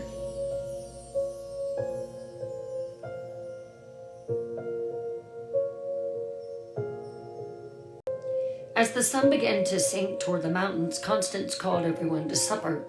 There was a threat of a storm on the horizon. Her voice carrying across the yard, thin but clear. Jason? Pete? Supper's ready. It was the arrangement Gabriel had made before he left. The ranch hands would take their meals with the family while he was gone, keep an eye on things, be close if Constance or the children needed anything. Jason and Pete washed up at the pump outside the barn, scrubbed the day's dirt from their hands and faces, slicked their hair back with water, made themselves presentable for the missus at the table. Then walked to the house, boots heavy on the wooden porch steps. Inside, the kitchen smelled like food. Simple frontier food. Beans, cornbread, salt pork. But good, honest food. The kind of meal that filled your belly after a hard day's work. Pete waited for them to pray, but there was no folding of hands.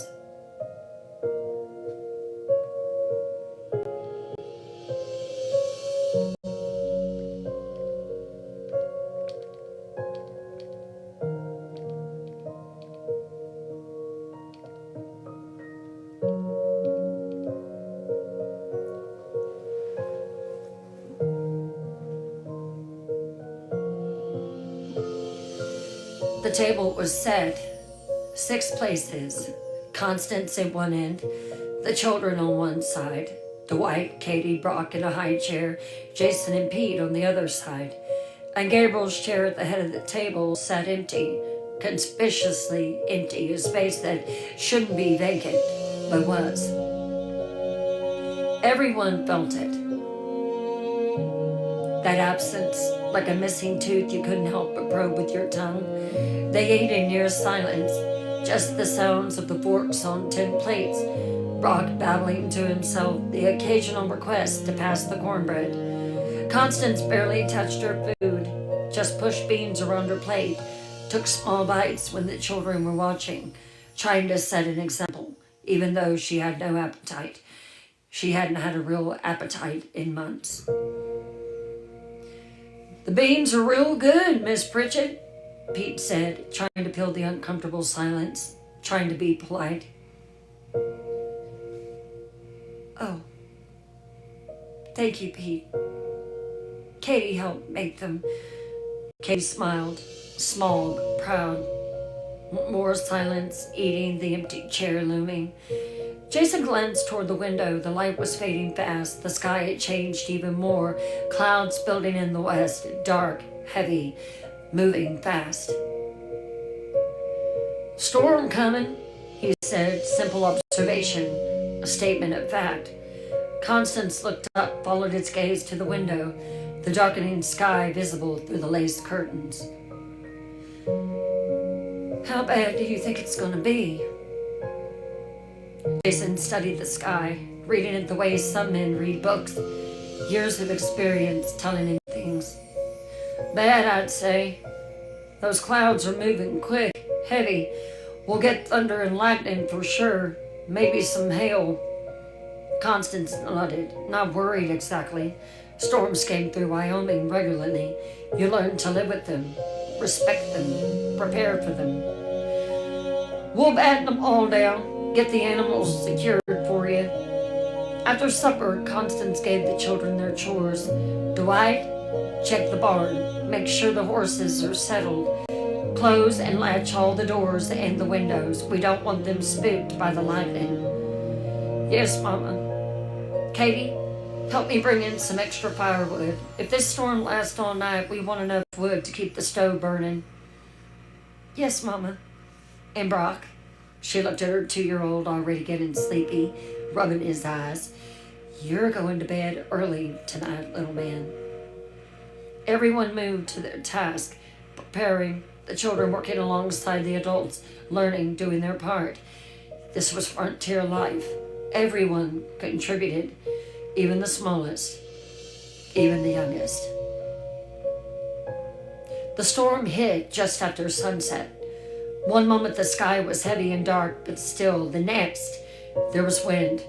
Not a breeze, not a gust, a wall of wind that hit the ranch like a physical blow. Screaming across the open plains with nothing to slow it down, nothing to break its fury.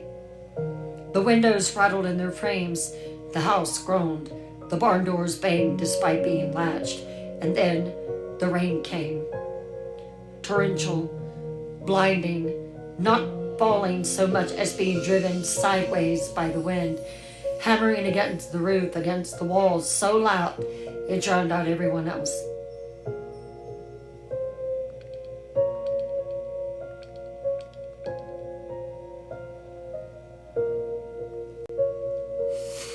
Lightning split the sky, bright, blinding, close. So close the air crackled with electricity, the smell of ozone sharp and acrid, and thunder. Not the distant rumble of a normal storm. This was different. This thunder shook the earth. Boom! The ground trembled, the house shuddered. Windows rattled so hard that Constance thought they might shatter. Tin plates on the shelves clinked against each other. Boom! Again, louder, the sound so deep it resonated in your chest, in your bones, like the earth itself was being struck by a giant fist. Inside the house, Katie whimpered, pressed against her mother's side, eyes wide with fear. "It's all right, sweetheart," Constance said, wrapping an arm around her daughter, trying to sound calm even though her own heart was racing. "It's just a storm. It's just thunder. It can't hurt us in here." But even as she said it, another bolt of lightning struck, close, so close, the flash so bright it lit up the entire kitchen like midday. The thunder that followed was immediate and deafening. Crack! Boom! The house shook. Brock started crying. Dwight stood at the window transfixed, watching the storm with wide eyes. "I've never seen a storm like this, Mama," he said, his voice barely audible over the rain pounding the roof. To be honest, Constance had neither, and she lived in Wyoming for 14 years. She'd seen spring storms, summer thunderstorms, blizzards, hailstorms that could kill cattle. But this, it felt different. Fiercer, more violent, more personal, somehow. Like the storm was attacking, like it had intent, purpose. In the bunkhouse, Jason and Pete sat on their narrow cots listening to the storm rage outside. The small building shook with each thunderclap. Rain drummed on the roof like 1,000 fists. Wind howled through gaps in the walls.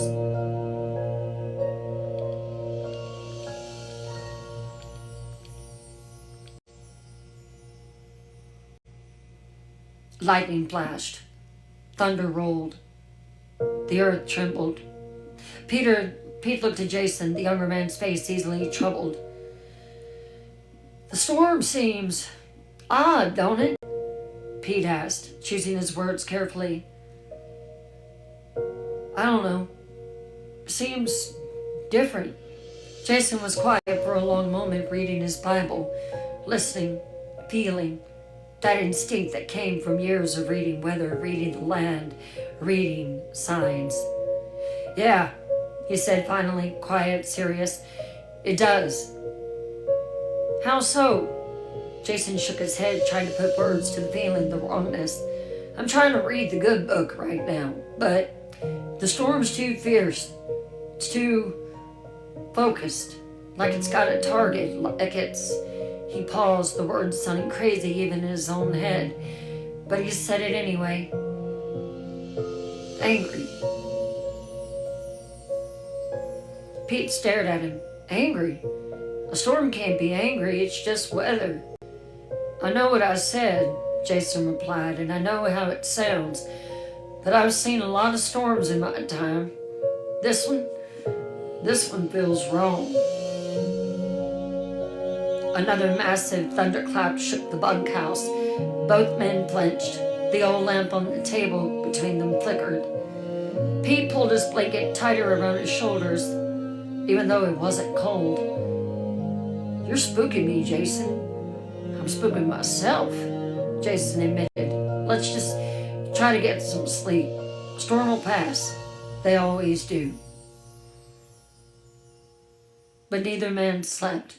Just lay there in the darkness, listening to the storm rage, feeling the earth tremble with each thunderclap, feeling like something was wrong. Watching the storm. The rain had lessened slightly, still falling, but not the blinding torrent from before. The wind still howled, but not with quite the same fury.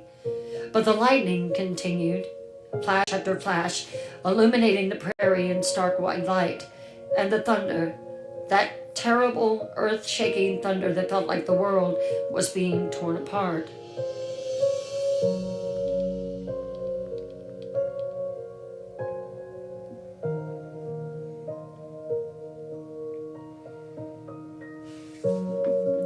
Constance wrapped her arms around herself, not from cold, from something else, from unease, from worry. Somewhere out there, miles and miles and miles away by now, maybe more, Gabriel was on the trail with the herd. Was he caught in this storm? Were they safe?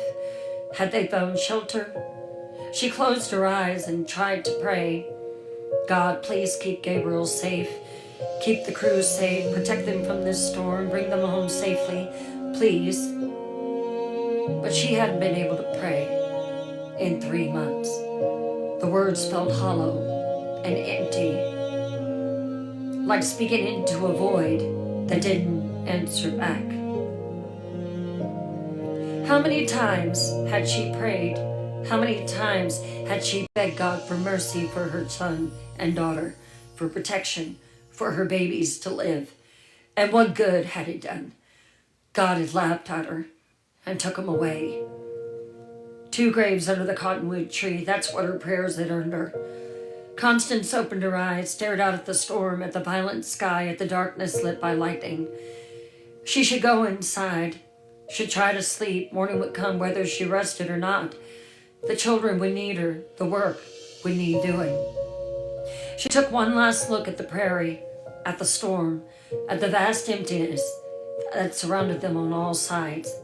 Then turned, went inside, locked the door, the heavy wooden bar sliding into place with a solid thunk. In her bedroom, Constance changed into her nightgown, a simple white cotton, modest, practical. She sat at the small vanity that Gabriel had bought her 3 years ago, their 10th anniversary, a luxury out here, a sign of his love. She unpinned her hair, let it fall loose around her shoulders, dark brown, long, reaching nearly to her waist. She'd always kept it long. Gabriel loved it long.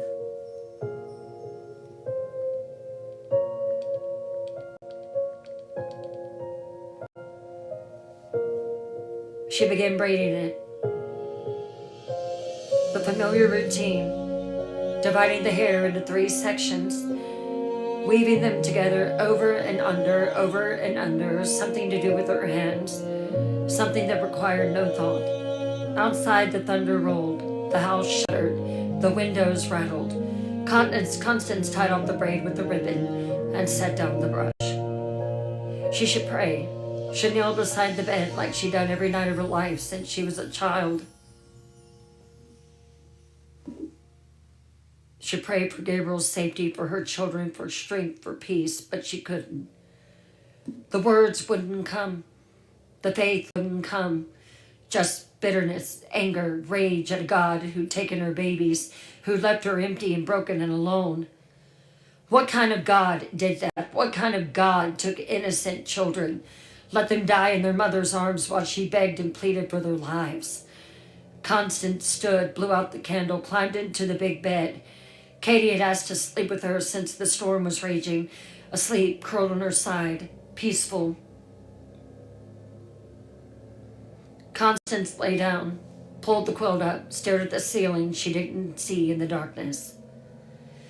Outside, the storm raged on, thunder shaking the earth, lightning flashing bright enough to leak through the curtains, wind howling like something alive, something hunting. Constance lay there, eyes open, listening, unable to pray, unable to sleep, unable to do anything but endure. The first night alone, 6 more weeks of this. She didn't know how she'd survive it.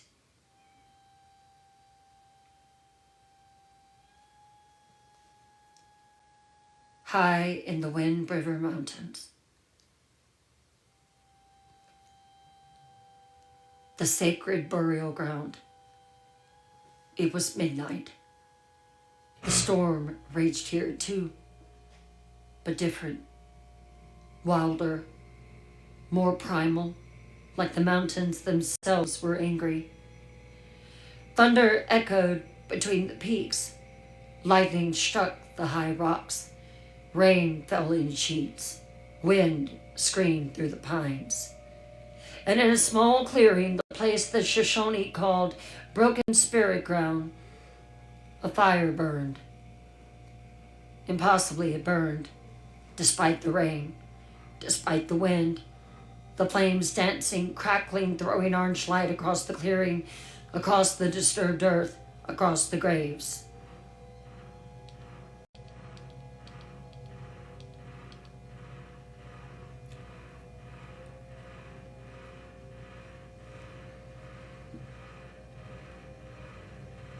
And before the fire, kneeling, was Makya. His name meant eagle hunter in the old language, the language his people had spoken for generations before the white men came, before everything changed, before everything was taken. Makya was old, 70 winters, maybe more, his face deeply lined, weathered like ancient stone, long white hair hanging loose, streaming in the wind, his body thin, bent, ravaged by grief and rage and the slow death of his people.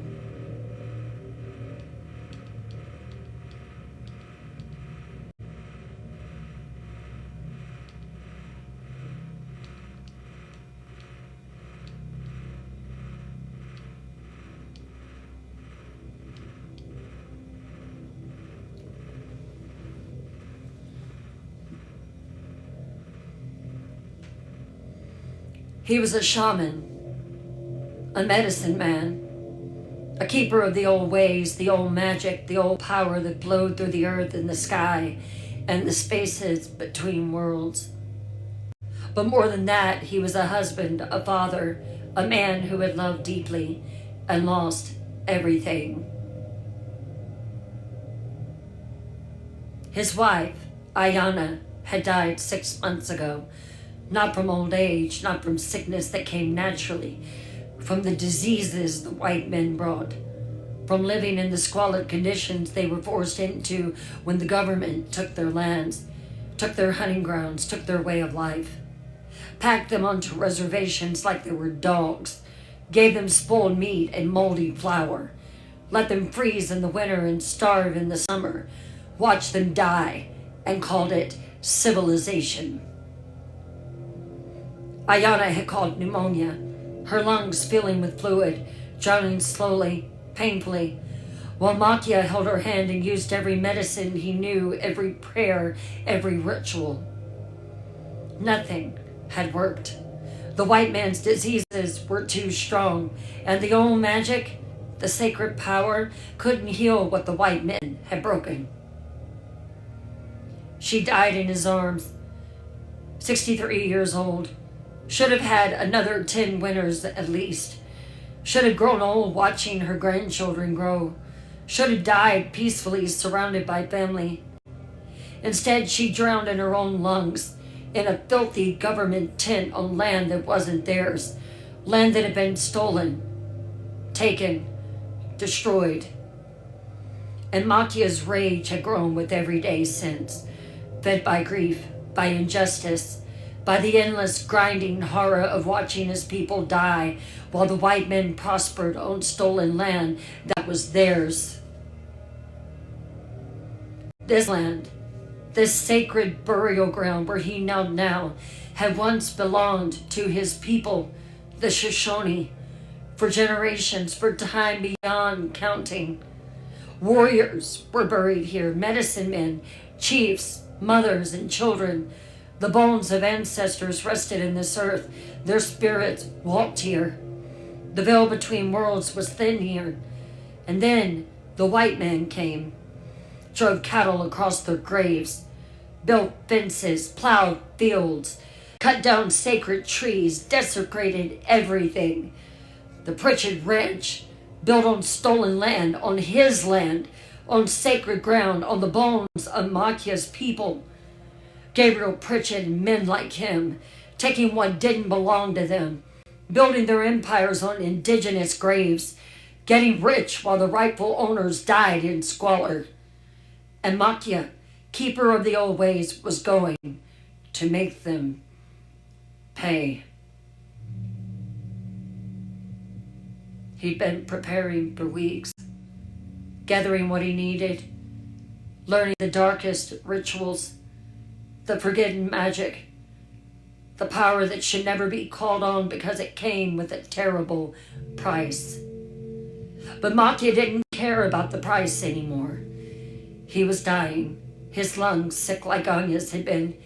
He could feel it, the slow drowning, the weight in his chest, the blood in his cough. And he had weeks left, maybe only days. But before he died, before he joined Ayana in the spirit world, he would unleash something upon the white man. Something terrible. Something they couldn't fight, couldn't understand, and couldn't stop. Revenge. Machia reached into the medicine bag at his waist and pulled out what he'd gathered. Herbs, sacred and profane. Some blessed, some cursed, ground together into powder. Bones, not animal bones, human bones, finger bones from warriors buried in this ground, taken with prayer and apology and the promise of vengeance. His own blood. He cut his palm earlier, the wound still wet, still bleeding. He squeezed it now, let the blood drip into the ceremonial bowl before him.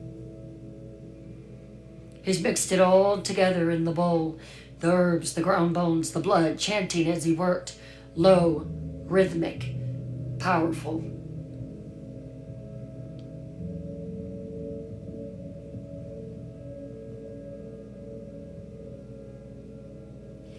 He whispered words in Shoshone, old words, dark words, words that opened doors that should stay closed, words that called to things that should stay sleeping. The wind picked up,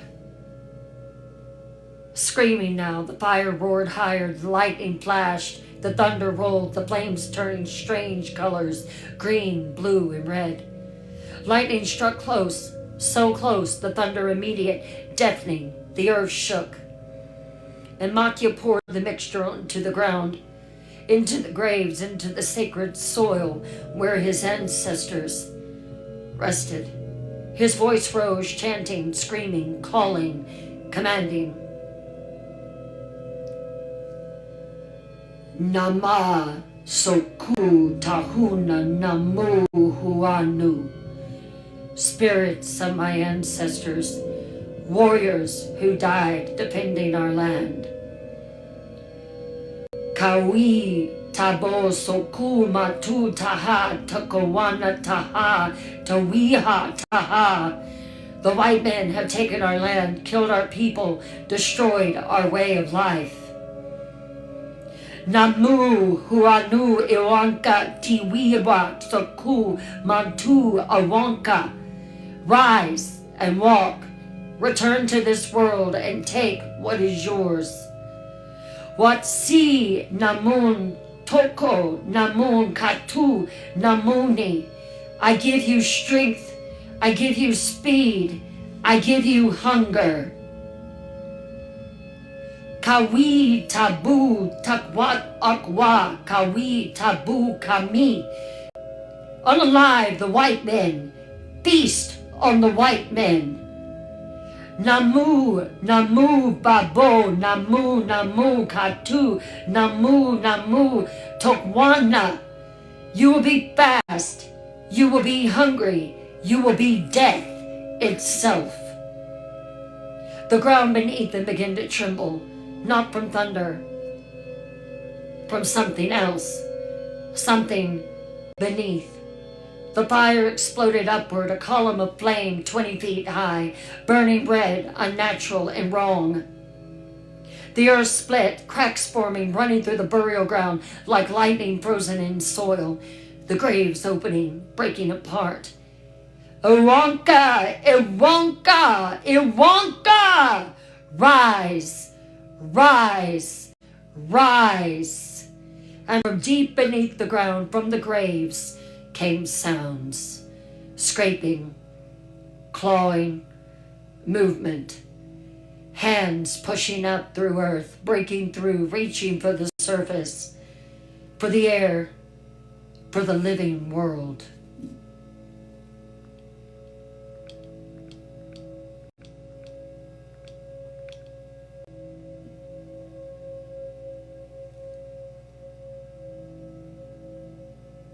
Not slow, not shuffling, fast, violent, pulling themselves up with terrible strength, with unnatural speed. The first one emerged, a warrior, dead for decades, his body mostly bone and leathered skin, but moving, eyes glowing with unnatural light, his mouth open and hungry. Then another, and another, and another, and another. Men, women, even children, all the dead buried in this sacred ground, all rising, all filled with the dark magic, with rage, with hunger. They were fast, moving with inhuman speed, jerky, wrong, but terrifyingly quick. They were intelligent, not mindless. The warrior spirits inhabited them, guided them, gave them purpose and vengeance. And they were hungry.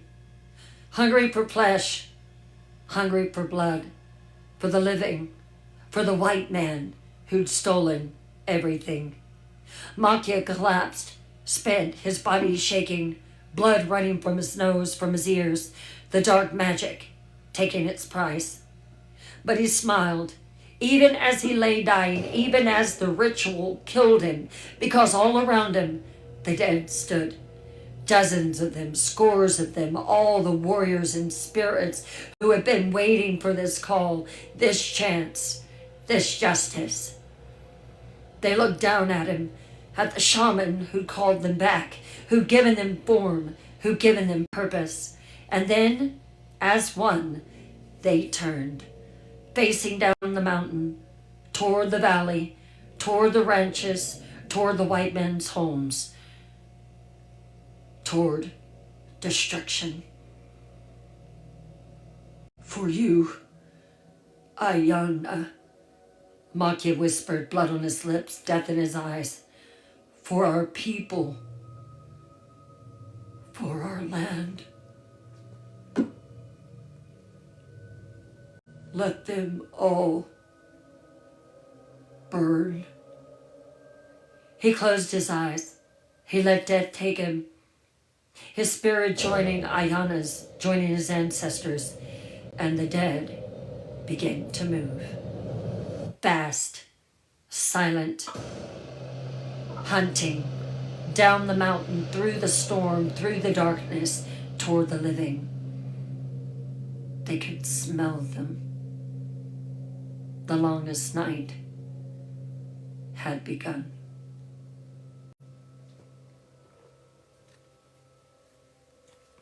Stay tuned Thursday night for the continuance of The Longest Night.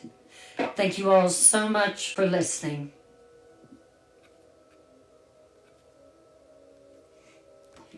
I see an oh Lord from X.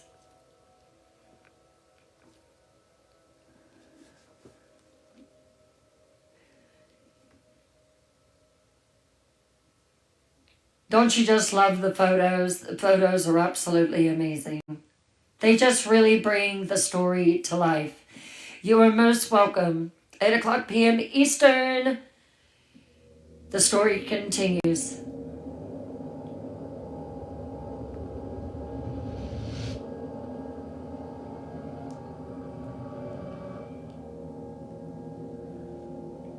Good, Kim.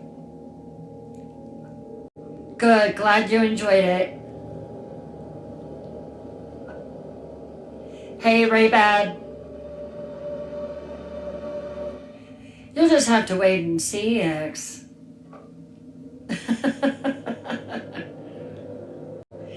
Thank you all so much. NP, thank you for the rose. Everyone have a great night. Tomorrow night on PFL Paranormal Family is the second night of the Demon House. Are you ready? Thank you all so much for the support. I will see you all tomorrow night. Love you.